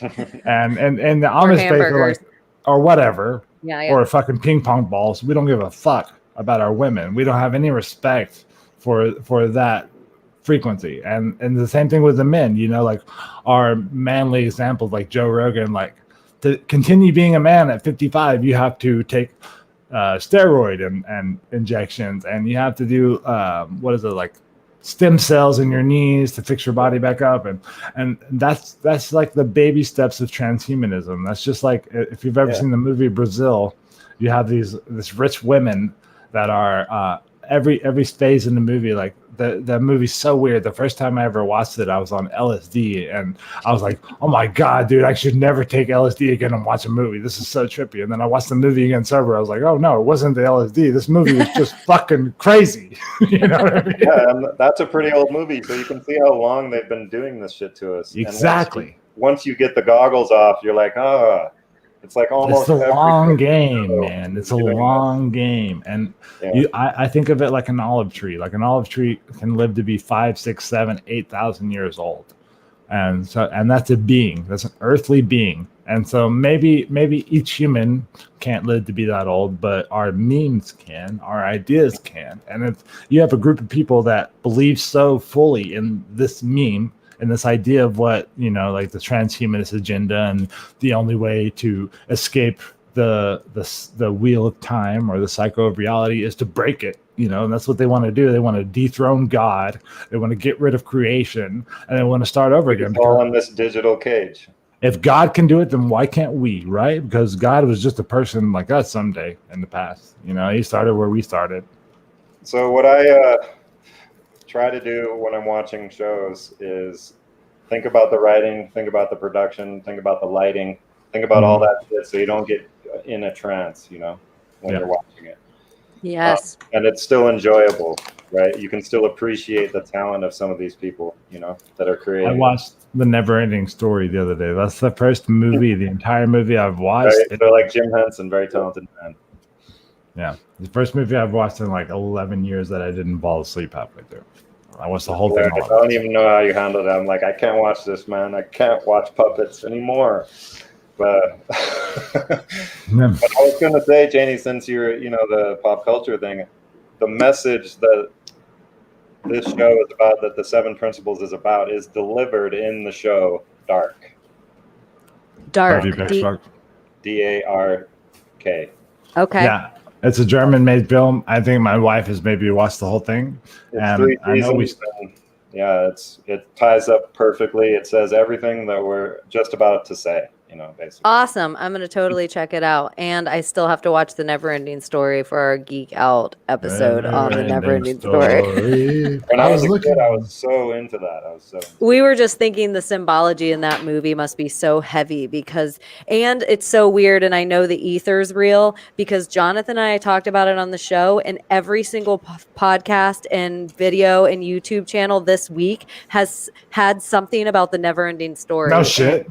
Every single one, whether it was something on the beginning or it came up in somebody's conversation.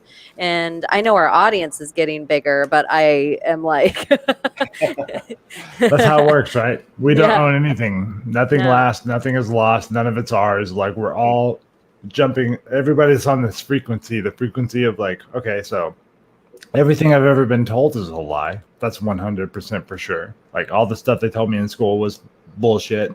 Everything that they told me in my church was bullshit. Maybe there's some like flaking truths that happen to make it through all that shit, but the honest answer is that there's nothing real left in the world, and we've been being assaulted for who knows how many thousands of years, and every real thing that we have, they take it away a little bit by a little bit, like they take more of our humanity, they take more of our soul, like more of what makes us real. And then now we like look outside. In the Dark Ages, their churches and stores were carved out of solid rock and beautiful figures. And today, our churches and stores are like fiberglass fucking concrete blocks in square shapes that have just like a facade across the front. There's some paint and some images, but nothing is real. Like, that stuff will be gone in 50 years unless somebody, redoes it again. And like all this too we're being robbed. Yeah. Right.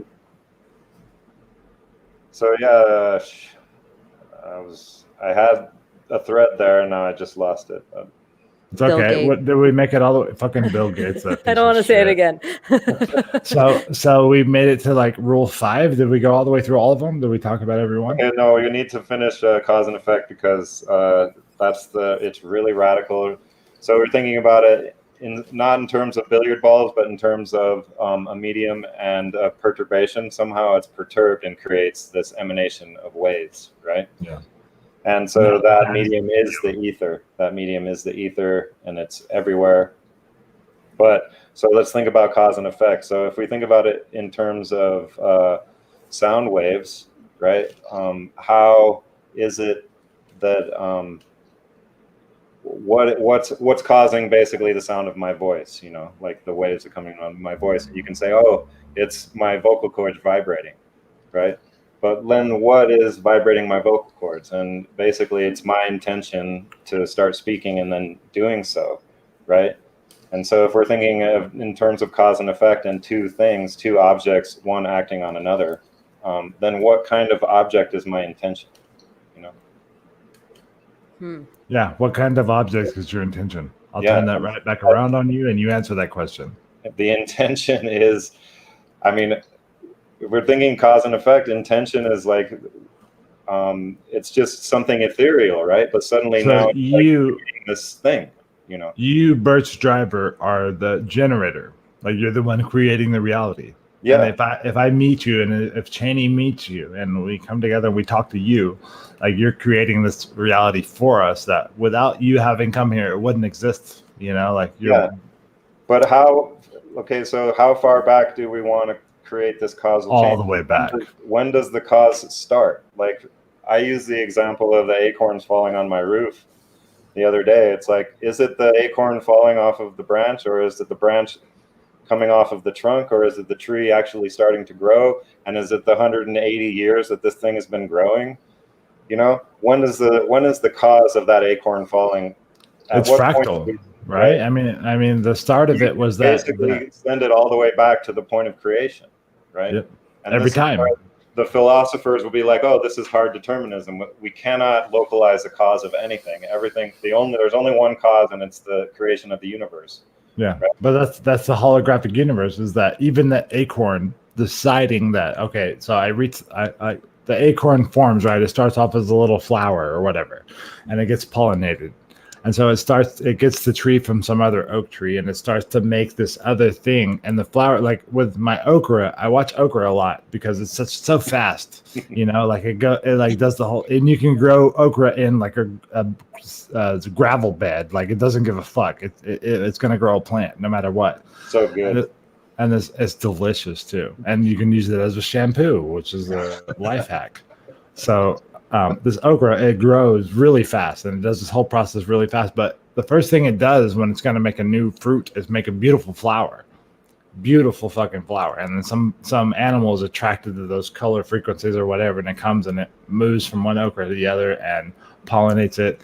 And then from that moment on, when it pollinates, the flower ceases to exist. Like the flower is still there, like it becomes like this little cap, and so the fruit starts growing out of the plant, and the flower is still there, but it's already degenerating, but the fruit is coming now. Like the flower's only purpose was to make the fruit, like it was only there to attract the bug, and the bug came and brought the pollen from the other flower, from the male species, and gave it to the female and created this fruit now. And so it starts growing, but it's going to turn into wood too. Like if you don't cut that okra at the right time, like an avocado, like if you don't get it early, it's going to be woody, and you can't even eat it. Like it becomes like this super fibrous thing that's impossible to eat.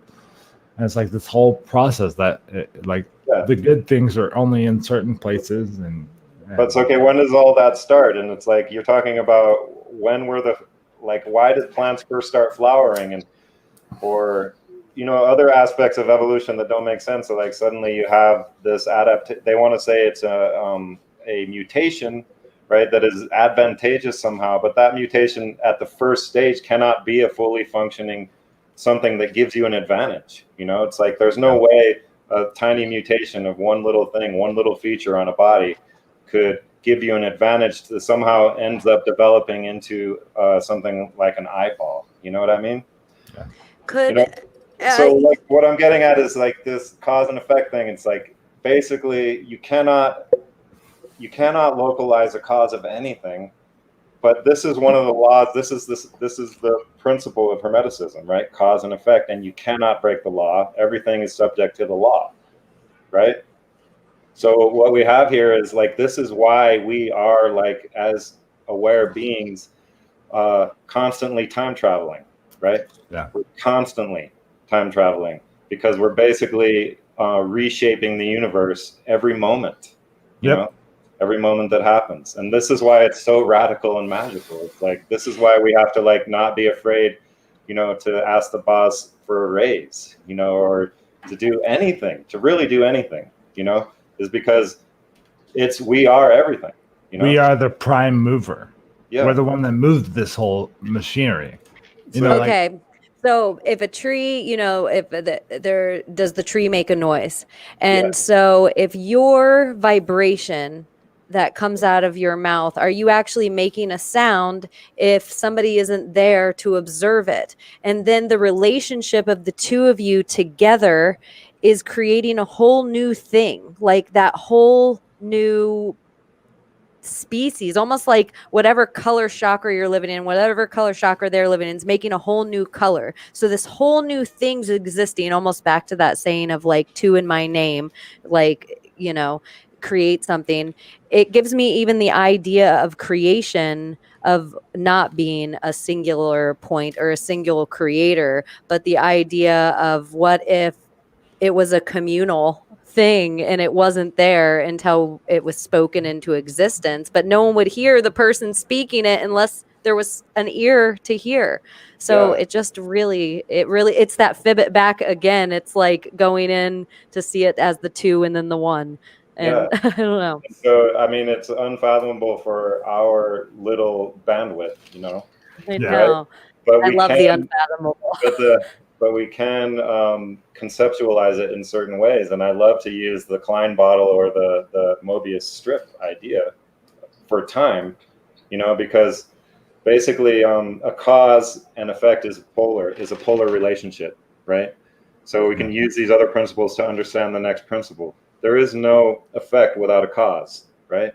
And there is no cause without an effect. And so on one direction, we have time moving forward.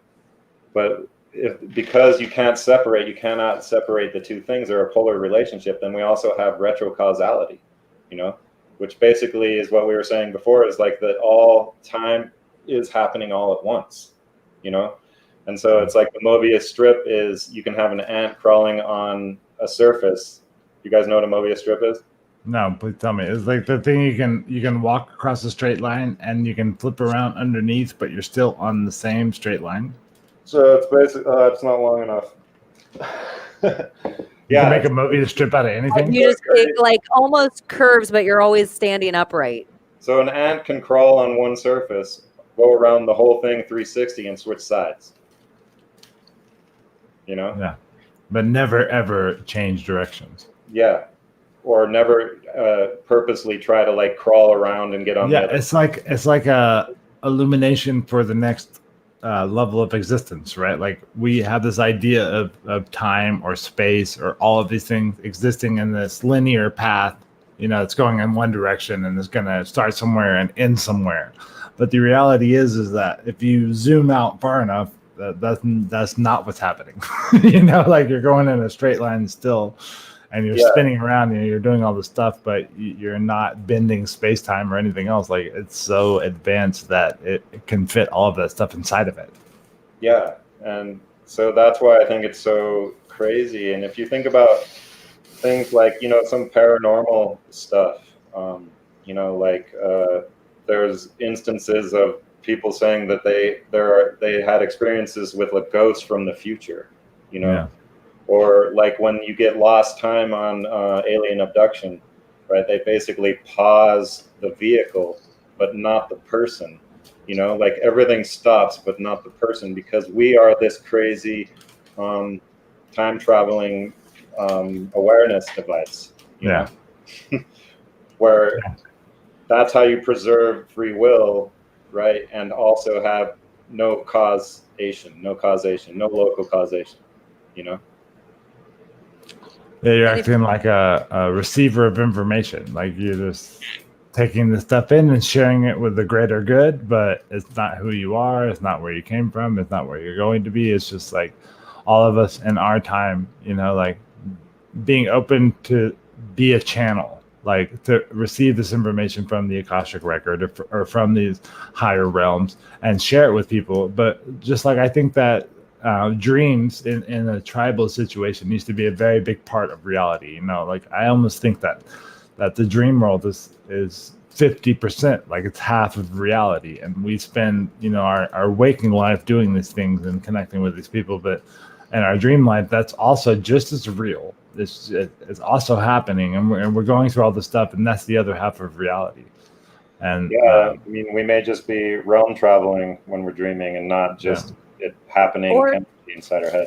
You know? Time traveling to such a way that we would pick a different avatar and speak to each other in a way that we would need to be spoken to in the avatar of each other right now.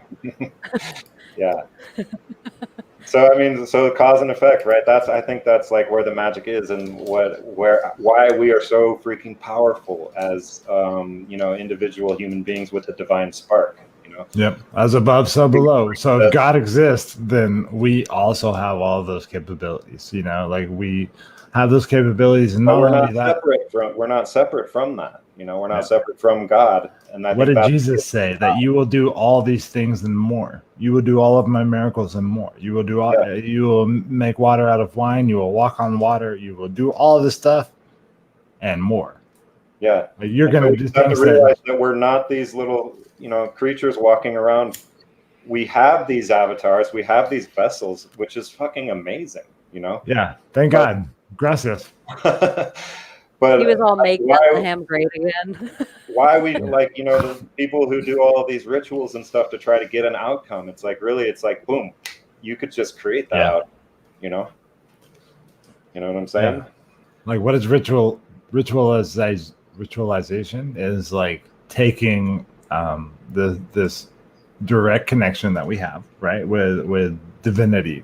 Like we are divinity. Like there's no way to separate it. That's what I always talk when I talk to Christians. Is like, okay, but how do you separate Satan from God? How can you possibly do that? If you're going to sit here and tell me that God is the Alpha, God is the Omega, God is everything that has ever happened. God is everything that ever will happen. You know, like he knows every intimate part of our soul. How can you say that somehow Satan separated from that and created this other lineage that somebody can follow? There's no way. You can't get out of God. If God is the creator, if God made all of this, then you can't just like pretend like Satan is not God too, because it is. Well, David Lee Roth exists without Van Halen.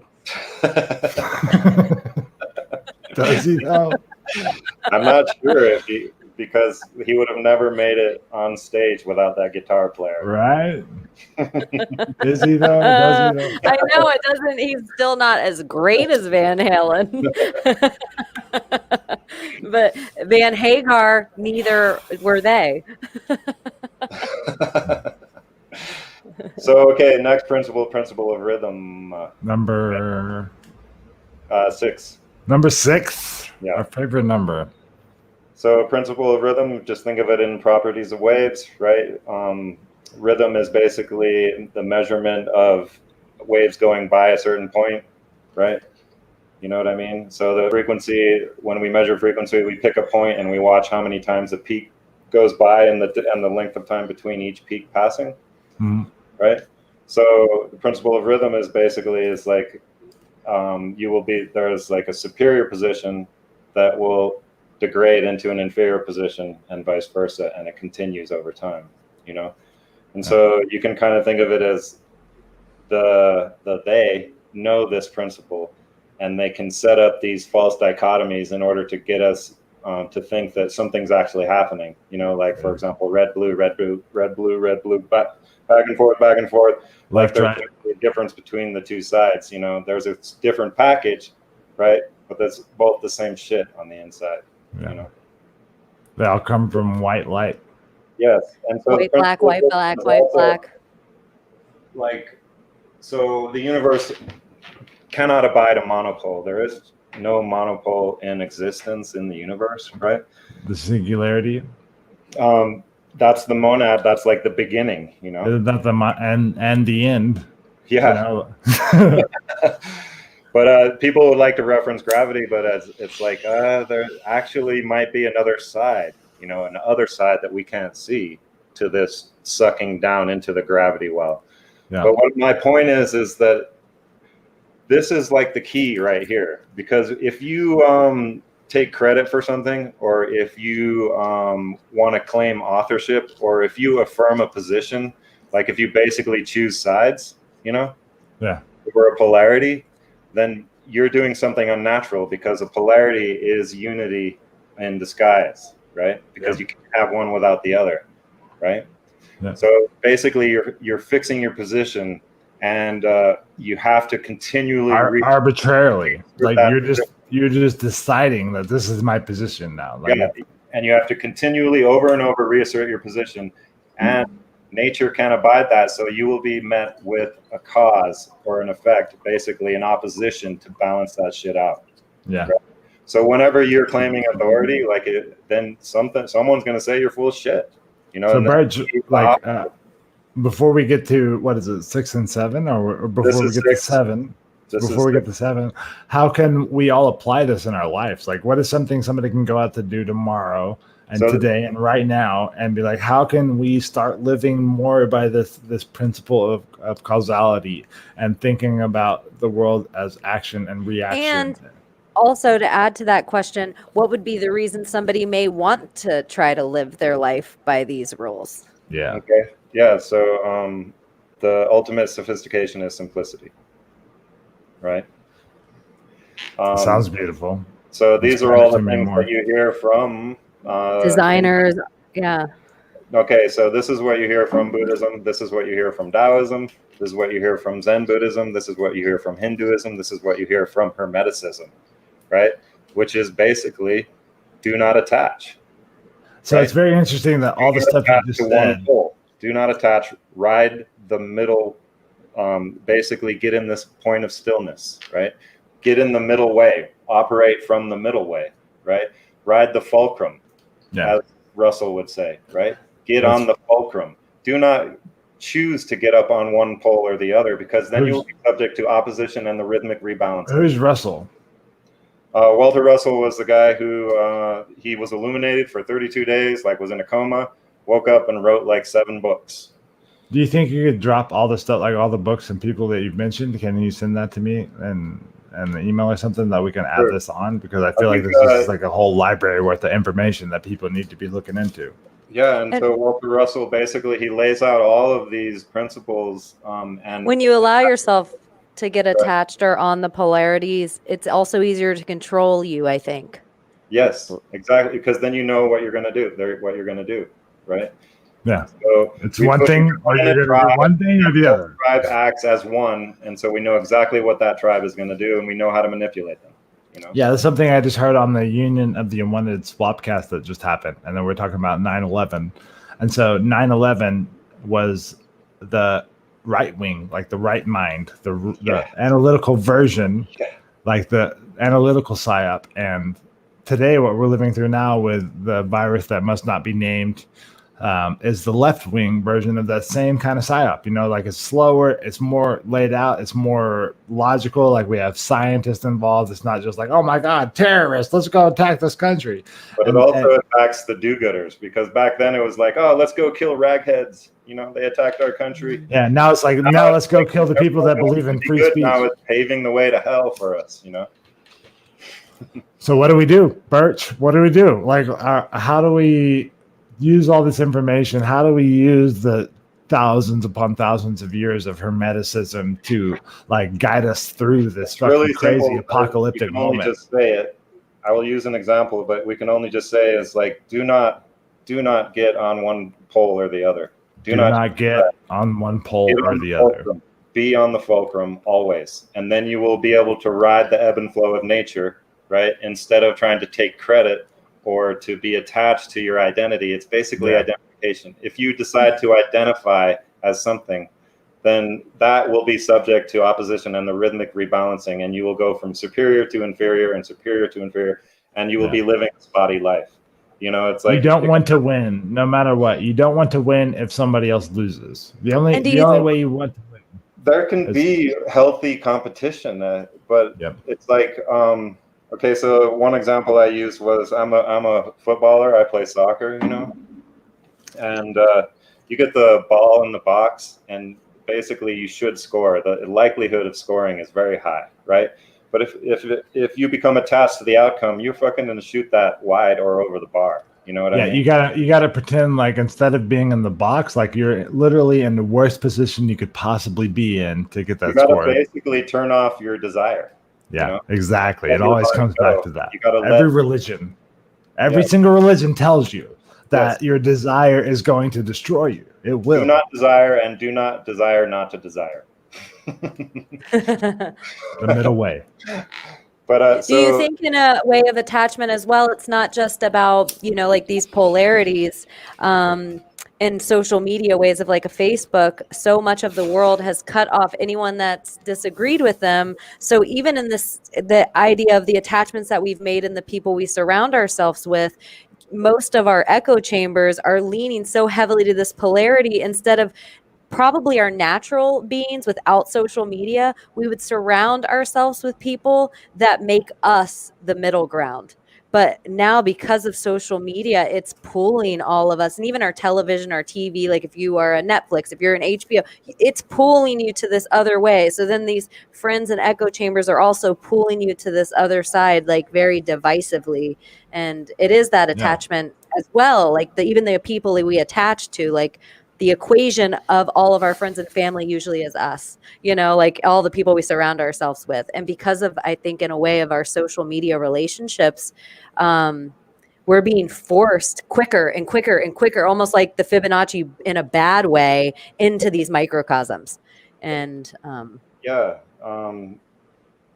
I think Queen Mary, that's not quite it, but what do you say? What is your response to Queen Mary? Are you saying all options are always on the table? What are you saying? I'm saying that if you define yourself by what you're not, then you're just going to be that, you know? Like the anti thing, like the protest thing that Cheney was talking about a few weeks ago. All of these anti-Trump, you know, thinkers, right? It's like your whole identity is caught up in being against this motherfucker, you know? Yeah. And he's so fake. He's obviously just a performer, right? Right. Why would he say all this stupid shit if not to get you all with your panties in a bunch, you know? Yep. So just fucking ignore that fucker. Don't look like Lisa Simpson, you know? Just don't look, right? The episode where the advertisements are taking over the town and destroying everything. And she says, just don't look at them, right? And they lose all their power. It's not that all options are on the table, and it's not do what thy wilt, like fucking what is he, you know? It's Aleister Crowley. Yeah, it's basically do something that isn't the opposite of whatever the fuck you're worried about. Don't rely on them to give you the impetus to do what you want to do. Just do it because it comes from inside of you. Like, just do it because that's what you want to do. Exactly. Don't do it in opposition. Don't go to a protest. Don't go to an Antifa. You're validating the other side if you do that. Exactly. Every time you go against something, like, you don't want to go fight the military industrial complex in the streets. Like, don't bring your slingshots against the drone missiles, because that's what they want. That's the only thing that they want. It's so easy for them to win with violence. Like, we could be so crushed. We cannot rise up against these fuckers. It's not like that. We create a system that's so valuable that everyone is just like, yeah, I want to do that. I want to fucking do that. You know? Yes, we have to do something new. We have to be the answer. We are the ones we have been waiting for. We have to say, this is better. Watch us. Look at me now. Stop identifying as like, I'm anti this. You know, I'm anti this or that. Like, suddenly, if Trump would go away, suddenly a lot of people would lose their identity. Yep. Mm-hmm. And so true. All he's there to do is to discredit any fucking bit of truth. So they like sprinkle in all of this cute fucking shit on Trump's side, you know, all of this truth on one side, but then real shit on the left side, they're like, look, if those guys think this, it must be false. Yeah. Right. And so it's like, you got to know and not believe. Stop believing. Belief is the enemy of knowing. Exactly. It is, literally. I love that saying. Your fucking safety pins on your goddamn diaper. You know, it's more complicated than that. There's no way you could ever divide it up into twos. Like, we think of everything as binary, but that's because that's the only thing our minds can process is binary. Like, so this is how you get on the wheel of karma, right? Is that you choose sides, you identify, and then you're subject to the rebalance and rhythming, and that's the cycle. That's the cycle that continues and continues, and it'll continue in reincarnation. It'll continue in your spotty life. This is why the Freemasons know all this shit, and they put all this ritual into all of their members have no idea, really. They have no idea. They're just going through the rituals, you know, and once they reach the 33rd and a half degree or whatever, then they start to come into really knowing. But the floor of the house on all their temples is checkerboard. It's black and white. Yes. One or the other. Duality. This is the bottom level. And this is where they want to keep us all, on the bottom fucking level. And if we don't understand this, that's where we'll be. We'll never fucking get out of it. We'll stay on the wheel forever. And, you know, it drives me, it makes me a little bit angry, you know, sometimes, you know. Calm down, Burch. Calm down. Me fucking wanting to jump on the wheel and wanting to identify and wanting to rationalize and saying. So what do we do when I wake up in the morning tomorrow? If I want to manifest this reality, what do I do now, from now on? Like, after hearing this conversation, it's like, okay, we know what Hermeticism is, kind of. I think we still haven't gotten to the seventh principle, but we've done the first six, and 6 is the human number, and I'm a human. So let's wake up in the morning and like, how are we going to live a Hermetic life? Like, how are we going to channel this into our reality?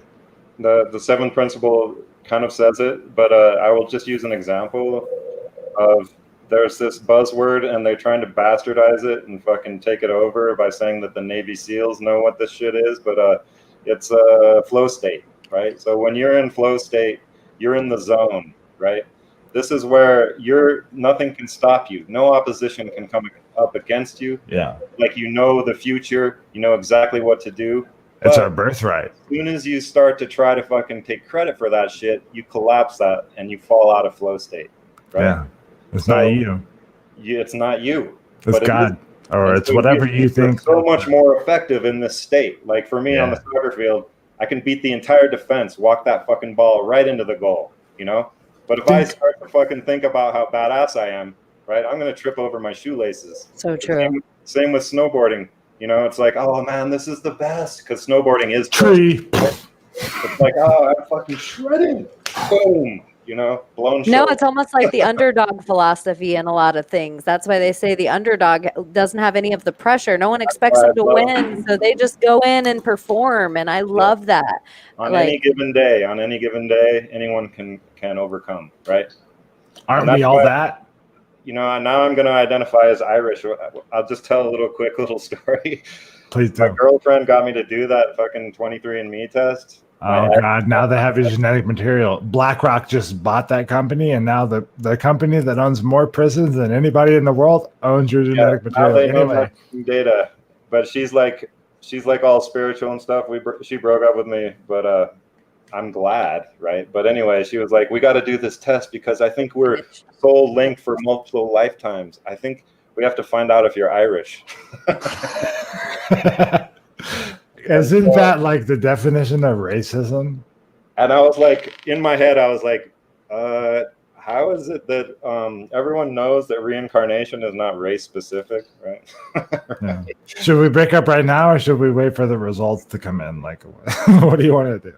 So anyway, I get the results, and I'm like, ooh, it's like 51% Irish, right? And I read that, and I'm just like, no wonder I fucking appreciate the Lord of the Dance. No wonder I always root for a fucking underdog, you know? See, wait, it's a bit of the Irish. You got it inside you. But then they do this fucking shift on me where it's like 51% Irish English, and I'm like, fuck you. I'm Irish now. Fuck the motherfucking English. The English are always oppressing the Irish. It's like I can't be both, you know? Yeah, that's why I don't believe those people, dude. I really don't. Like the 23andMe owner, I don't remember her name, but it's like the wife of one of the main executives of Google, and it's just another way to get your data. And now your genetic material is your data, and they're gonna use that and tell you the story that makes you feel even less franchised than you would have been normally. But it's all to use against us, and they play it up like you're going to find out your history, and then they get you to identify with your race. Yep. You know, it's identification. It's hard fucking reinforcement of identification. It's a fucking trap.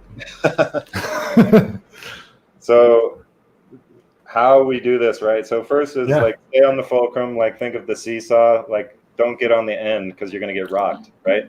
Yeah. Jump in the middle. You see that kid on the playground who's like on the middle of the seesaw, and he's like bouncing both sides. You know, seems that way.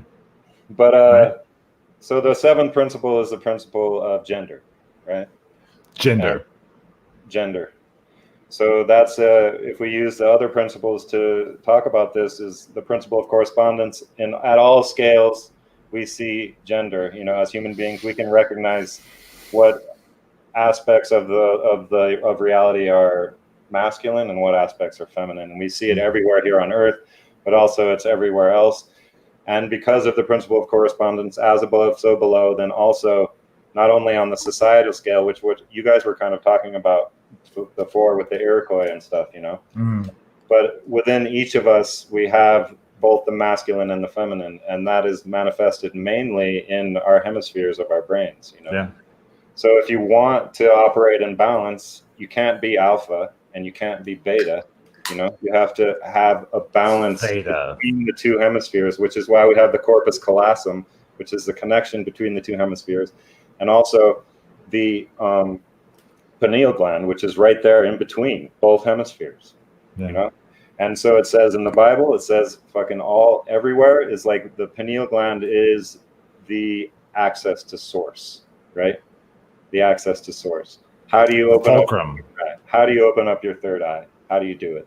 You know, and it's basically stop thinking, because we identify with our thoughts. That's the ultimate identification. Is like we think that's ego. Thoughts, yes. And every time you come up with some kind of revelation, you're like, suddenly your ego wants to come in, and then you are back in the cycle again. You know what I mean? So you got to shut down, stop identifying with your thoughts. It's not don't think, not do nothing. just don't identify with them. Yeah. And so to Queen Mary's point, it's like, what do we do? It's like we are the most effective when we are operating in balance. We are so much more effective than when we are out of balance on one side or another, or we've chosen a side, or we're on one pole or another, where we're taking authorship or ownership over whatever it is we think we're doing. We're so much more effective, and so we can actually get more done by being in a state of non-attachment, of non-identification, of not taking authority, of not taking credit, right? Taking credit really is it. Like our whole fucking society runs on credit, not only monetarily, like credibility. It's like they actually call it credit. Oh, you're not a credible source. What a great... Like Sam Harris. Oh, he's a neurologist, right? He knows what he's talking about. I found in my own life, the less credit I take for my thoughts and conversation, the more of the good ones keep coming. Yeah. You're going to have a better conversation. It's like there's those people who want to dominate every conversation, and you can tell they're the ones who are like self-centered, right? They're the ones who, conceited in the ultimate. Afraid. They're afraid of losing their identity inside of the greater thing that is obviously happening around us. Yeah, and they will be subject to rhythmic balance, right? They will be superior for a time and then inferior, but then they will lie to themselves, right? Basically, when they're in the inferior state, Yeah. I spent too much of my life, I think, trying to be a teacher somewhere. I don't know what happened somewhere in my 20s where it broke maybe for a decade, where it was just this like needing to do that, dictate conversation and be a know-it-all kind of person. And I kind of am falling in love with being a student again. And I think that's part of what you're saying is like, you also can't always be a student, because then you become an information hoarder and you're not giving the lessons to everybody else. You have to have the courage to sometimes speak up and be a teacher. And you have to have like the patience and, innocence to sometimes be a student. And maybe sometimes, because if you allow yourself to be both, you allow yourself to have that innocence and stuff when you're being a teacher. You allow those principles to kind of start to blur. Which is way more, when you're teaching from that state, your students are way more receptive to whatever you're saying, because you're just like way more effective. You're just more effective. So again, it's like we can do really cool stuff. We can be happy with the outcomes, right? Without having to take credit. Yeah. Yeah, we have this idea that everything has to be centralized around us. It's almost like, I think about like we raised bees at a ranch in Texas, and you see that bees are almost an entirely feminine colony. Like the only reason they have males is to reproduce. Like they make males, and they have like a small group of males, and they don't go get honey. They don't do anything else. They just kind of hang around and they fuck whenever the queen wants to fuck. And then the first thing that happens, like if there's a drought or like something bad happens in the neighborhood, there's a fire or whatever, the first thing that happens is, okay, guys, you're out of here. Like we're closing shit down. We're not focusing our energy on sexual tasks anymore. The only thing that matters is that we have enough nutrients to keep the next generation alive. And it's like this whole complex. And like the reality is so much more complex than we think it is. And really we're just like actors, like a neuron or something. Like I, Jonathan Reed Beecham, am a neuron in some body that is bigger than me. And I'm doing all these things on my free will, or like I'm acting on these feelings, but it's like a part of some other body, like that's what I think. That's my view of the universe, is that this realm is just layer upon layer of more complexity, and my little tiny life is just some spark in the reality of some more advanced being. Yeah, and I think that we can actually become the cells of the body of society, and build a society. Why can't we just take control of our society and build it in a way that is in balance, with nature, Yeah. and use technology to do that? Like we have the tools here. We're going to need a lot of them, in order to get there. So why can't we just decide to do it? And the one way to do it is to like create centers where you can get food and you can contribute to the food production, right? There's these water technologies where we are getting the best water possible, right? Where we can use laser cutters and to cut hemp fabric. I mean, hemp is an amazing fucking plant. It's so amazing because it has these fibers, that are like so radical. You can do so many things with so them. strong, like spider silk strong. Chemical created fucking this like war like against marijuana with reefer madness. A fossil fuel. It's the same thing with the prohibition of alcohol in the 20s. Like the reason that alcohol was really prohibited in the 20s was because the combustion engine was on the rise, and these people that wanted to sell us fossil fuels realized that if we focused on the alcohol part of combustion, then really, if anybody wanted to have an engine, they could have a couple of acres of their land dedicated to sugar beets and run around the whole world with their fuel they made in their house. So alcohol became illegal at the same time that petroleum was. And then they just turn it into this fucking bullshit, Yep. But so for example, it's like I was getting on the clothes. Like this is one of the products, right? If we can easily fucking use the technology, these robots that they want to own, they want to claim. It's already there, right? When there are robots, because the whole reason they exist is because for 1,000, 10,000 generations, we've all been specialists, Yeah. So it's like we use the tools so we can create clothing with these natural fibers. We can create shelter, right? Everyone can come in.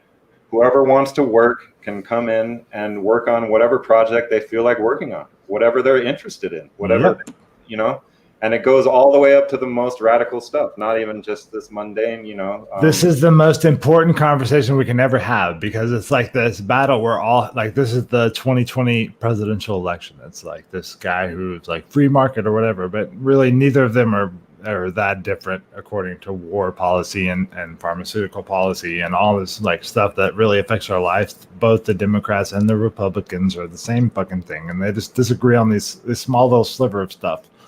But like, we have the power and all of the technology to be able to do this stuff, and if it wasn't for us polarizing on these two sides of this thing, when really we could just like come together and realize that we can take care of the people. Like, it's not anti-capitalism to make sure that there's not babies starving in their cribs. Like, that should not happen. But it isn't capitalism though either, and it's not communism. It's who we are. It's who we are. We're being polarized. These ideas that you can be a capitalist or a communist, but neither of those two things can exist without the other.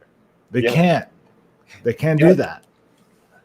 Or we need to just stop allowing ourselves to live in any microcosm of their isms. Yes. Like, and what that mean the at word all? Is like Robert Anton Wilson. Those are one of those wings, though. We don't see it there, but it's still one of the wings. The second we allow ourselves to buy into a false ideology, it becomes somebody's wing, even if you don't. You might be trying to be in the center by picking at that ideology, but it's an ideology.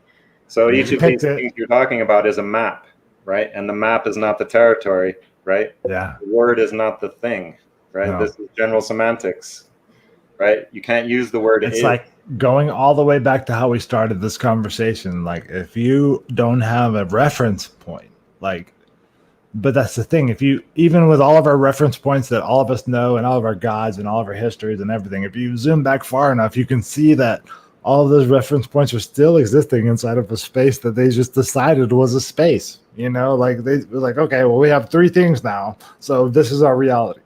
But there's also all this other stuff outside of it. And that's the true matrix. There's not a fucking simulation. The true matrix is in our minds, right? Yeah. They've built it up in our minds, and we can get out of it. We can get out of it, break the wheel. But what's there? Where do we go when we get out? What's next?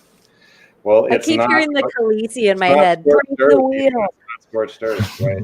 It's not Neo fucking with a port in the back of his fucking neck. It's not that for me. I will literally never go there. Like, if that's what y'all want to do as a collective, then this is where we part ways. I've seen too many beautiful things just from my native senses. You know, like we can talk about synchronicities, or we can talk about mystical experiences or whatever. But just with what I was born with, I've been to places that were so magical and so far beyond my ability to communicate it with this toddler language that we have to speak with each other with. You know, like I've already seen that, and I don't need electrodes jammed into my brain so that I can process things at a higher level, so I can see all of my Facebook and Twitter and Instagram posts at the same time and react to them instantaneously. Like I don't need that to know that this reality is fucking amazing, and we're just like, I feel like a baby. Like I feel like I'm just kind of like waking up and like, oh, I can talk. Like that's kind of cool. But like, what about all this other stuff I feel? Like, what about all these other layers of my personality that haven't even found a way to be expressed yet? You know, the bonfire of knowledge exposes the surface area of ignorance. I love that. Right. It is. It's like the more I seem to know, no matter what infinite amount of one of these strings of an idea you want to grab, what like strum, the vibration and how long it goes on an infinite line that may cross a million other infinite lines on your way to a never-ending. No matter the idea. I know. No matter the idea, though, it's pretty insane. It's like I love things that can't be perfected.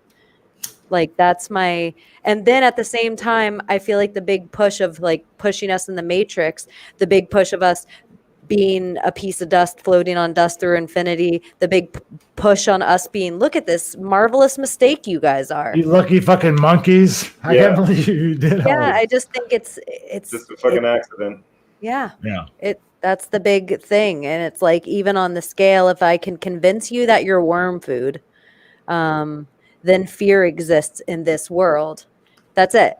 If you're not worm food and part of a bigger microcosm of system of ideas and each other and things, and then what you do here, and if you can take the fear out and live in this purity of Christ chrysalis, this clarity, this pure crystalline consciousness. Yeah, it's really like, that's like the love fear consciousness. vibration, where it's really just the ebb and flow between your ebb and like love and fear. But if you don't really love something, no one can control you from the fear. So you do need both. It is that kind of like, Well, it's just love is all, it's like, that's everything. I think that's what created this original thing, Yeah, that's the universe we're living in right now, is a love-based some people want to be like, well, then why is there evil in the world? Why did God allow that to happen? And it's like, God didn't allow it to happen. God is everything, but this is another polarity, good and evil. This is what I think maybe people might have trouble with this idea, is like, how can you not fucking resist this colossal evil that is happening in the world? People are, because it's God, because it's also God. Well, it's just, the thing is that evil arises because it just starts as a little itch, which is, it's all, in the podcast in episode 8, I basically said, it's like, we're all in this boat, and as soon as we identify or take credit for something, it springs a leak, the boat. Yeah. Right? And you have to put your finger on it. And then green. Yeah. And this is what I'm saying, is like, when you identify, you have to continually reaffirm your position, constantly.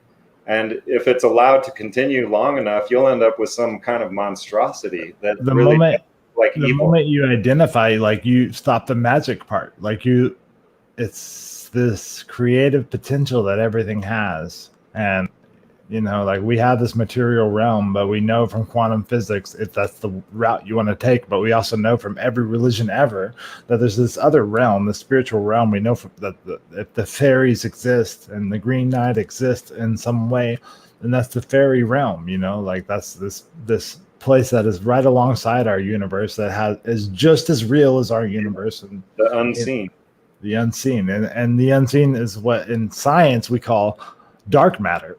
And because they got to this place where, like, oh, we can't describe anything based on our formulas that we have of gravity and relativity and stuff, and we got to this point where the only way all of our formulas that we spent the last 200 years believing in work is if 99.998% of reality is this force that we don't understand that is holding us everything together. The way they write about it too is like, it's like, oh, we are so, they write it from a position of authority, but they have no fucking idea what's going on, and they don't even know how fast the universe is expanding. I just read an article the other day where they try to talk about it in a way like, oh, but it's this and but it's that, but we don't know. Dark matter, you know, it's like regular matter, but we can't describe it, but it's there everywhere. Yeah. Are we the only species that has faith? No, the whales have faith. We just don't speak their language. Like, I think but they have faith that just something's going to be somewhere that they don't have an instinct that they already know it's there. Don't you think humans have a weird, a weird thing of faith? Like it doesn't. It's not just a faith in a higher power. It's just even a faith in anything. Humans have like a faith. All of the other beings call reality. That's how they live, is this belief that they're a part of this thing. I don't know, maybe like humans think of it as faith because it's like a stretch. Like faith is believing something that you can never see, is a definition that I've heard. Like it's just believing in something because you believe it. It doesn't have to have proof. It doesn't have to have reality. It doesn't. I think we can lock it down even more. It's like, let's do it. I love that. It comes down to the observer effect again. I think, it's like, scientists are super afraid of it because then they'll be like, oh, but there's no objective reality then. And it's like, no. Yeah, that's the whole fucking point, scientists. No, but there is though, because there's these initial conditions, these constraints that were set up in the beginning that are there no matter what, right? It's just that they're in wave form, right? Until we basically take a look at them. Does that make sense? Kind of. Because it's like the universe, the initial conditions and the constraints that form the whole thing are the things that create these principles, these natural laws that are unbreakable, right? That's the objective reality. And they keep trying to say that shit doesn't exist. Like that shit's bullshit. And they want us to not think about it. For example, the Higgs boson, particle physicists, the God particle, idiots, smashing shit together, expecting to find the most basic building blocks of the universe, when really it's consciousness that is intrinsic, that is original. But they decided, oh, we need something that says that there's this field that is all pervasive and that exists everywhere. So the equations say that it has to exist. So we found the Higgs boson, everyone. It existed for exactly 0 amount of time, but we found it. And so now we can stop talking about this all-pervasive field. Spirit has been canceled. We figured it out. There's no such thing as God. It was just this weird proton that split off of something that existed for a little space and time, and that's the reason we're all here. Do you think, in a way, though, it's like a destruction of faith? Like, so, yeah, like, well, not in a way, but yeah, it's almost like whatever humans have faith in, that is their objection. The objection to destroy faith. Like they want to destroy family, dethrone back to nuclear family. They want to destroy community. Faith does not take credit for anything, right? I heard Sam Harris say the other day that if faith was ever right about anything, it got it right by accident. And I was like, well, fuck, it doesn't take credit. That's how it fucking works, you dumbass. Yeah. Faith isn't about taking credit for anything, Yeah, but isn't it like the atheist view, like Sam Harris's view, like this whole, it's like a camp, and really they're fucking militant, and they will attack anybody, just like any other belief system. Yeah, and it's even worse than scientism. Like scientism has like these at least experiments and stuff behind it, but atheism is like, that doesn't matter. Like any connections are coincidences. Like anything that happens beyond the sphere is just because that's just what fucking happens. And it's like this literal attack on the imaginative world, like the place we all come from. I don't know, like it's so far away from what we really need to be talking about. But their point of view is important because it's important for us to be able to defend ourselves or to explain it. Like it's concretizing the metaphysical by them being so opposed to what we're talking about.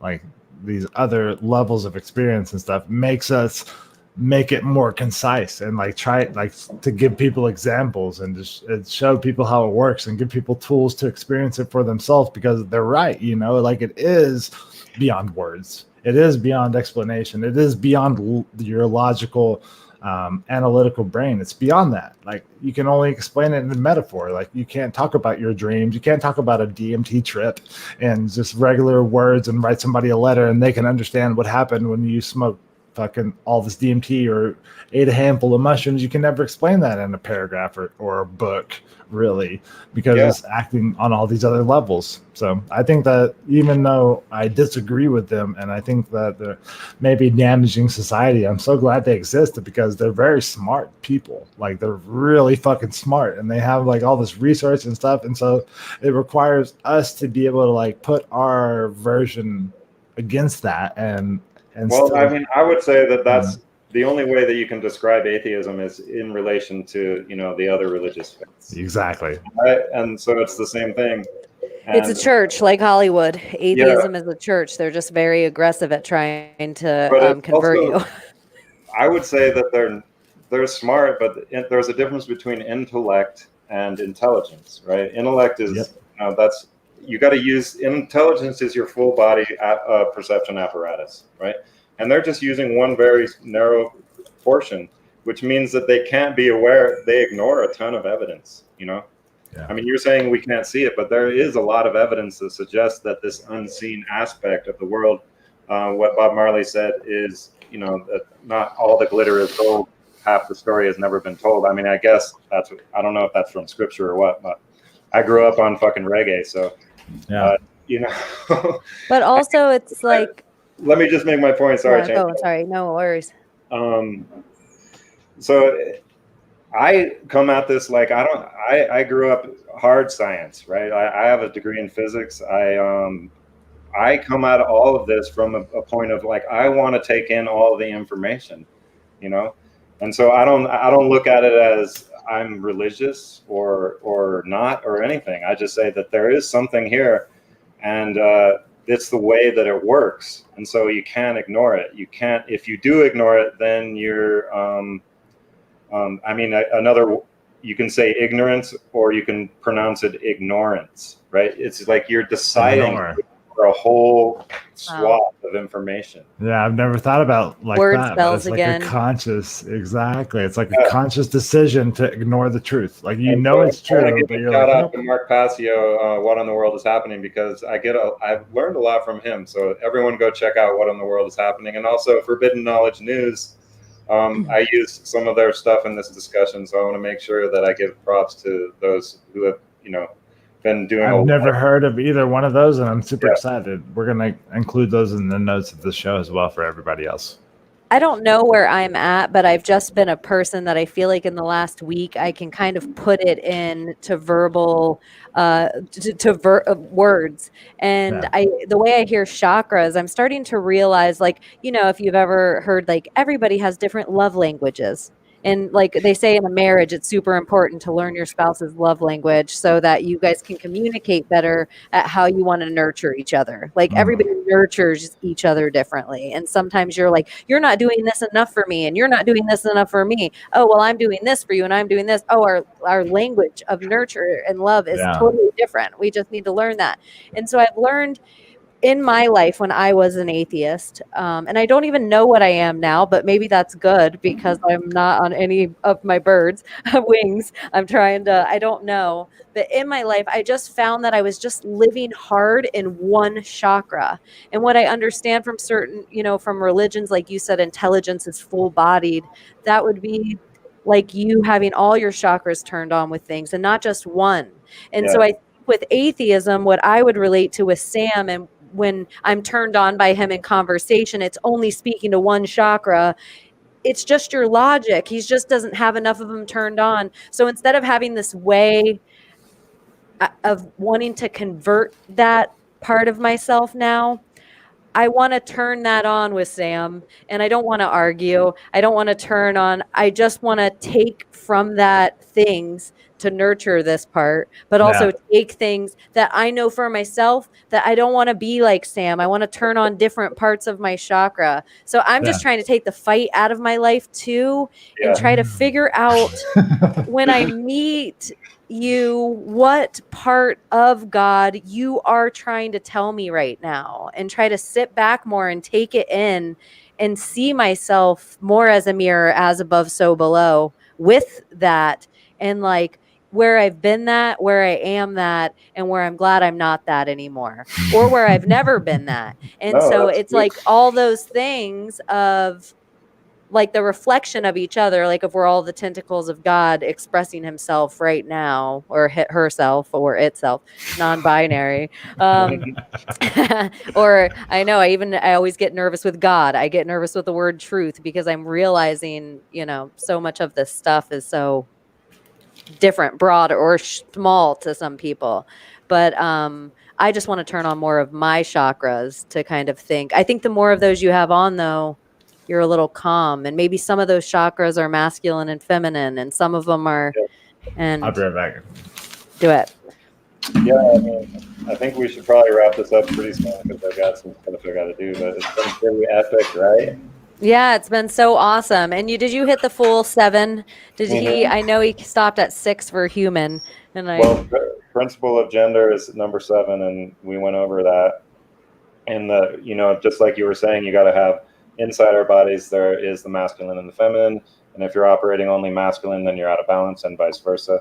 And so you're unable to perceive all the things. And you talk about Sam, and I actually think that some of these guys are bad actors. You can be like, I'm not going to resist this kind of thinking or whatever, and that's fine. And almost like this whole a large portion of our population right now is operating wrongly, and we're going down the wrong path. And I don't know how to reach them. It's like Teflon groupthink. I think that Sam is actually trying to reinforce that kind of fucking thinking. I think a lot of guys, I heard you say Joe Rogan earlier, and it is becoming, it's these binary schools of thing, but almost in the polarity, I'm kind of realizing that my lessons are coming from the thing that is kind of, it feels icky. It feels like the dark part of the yin yang.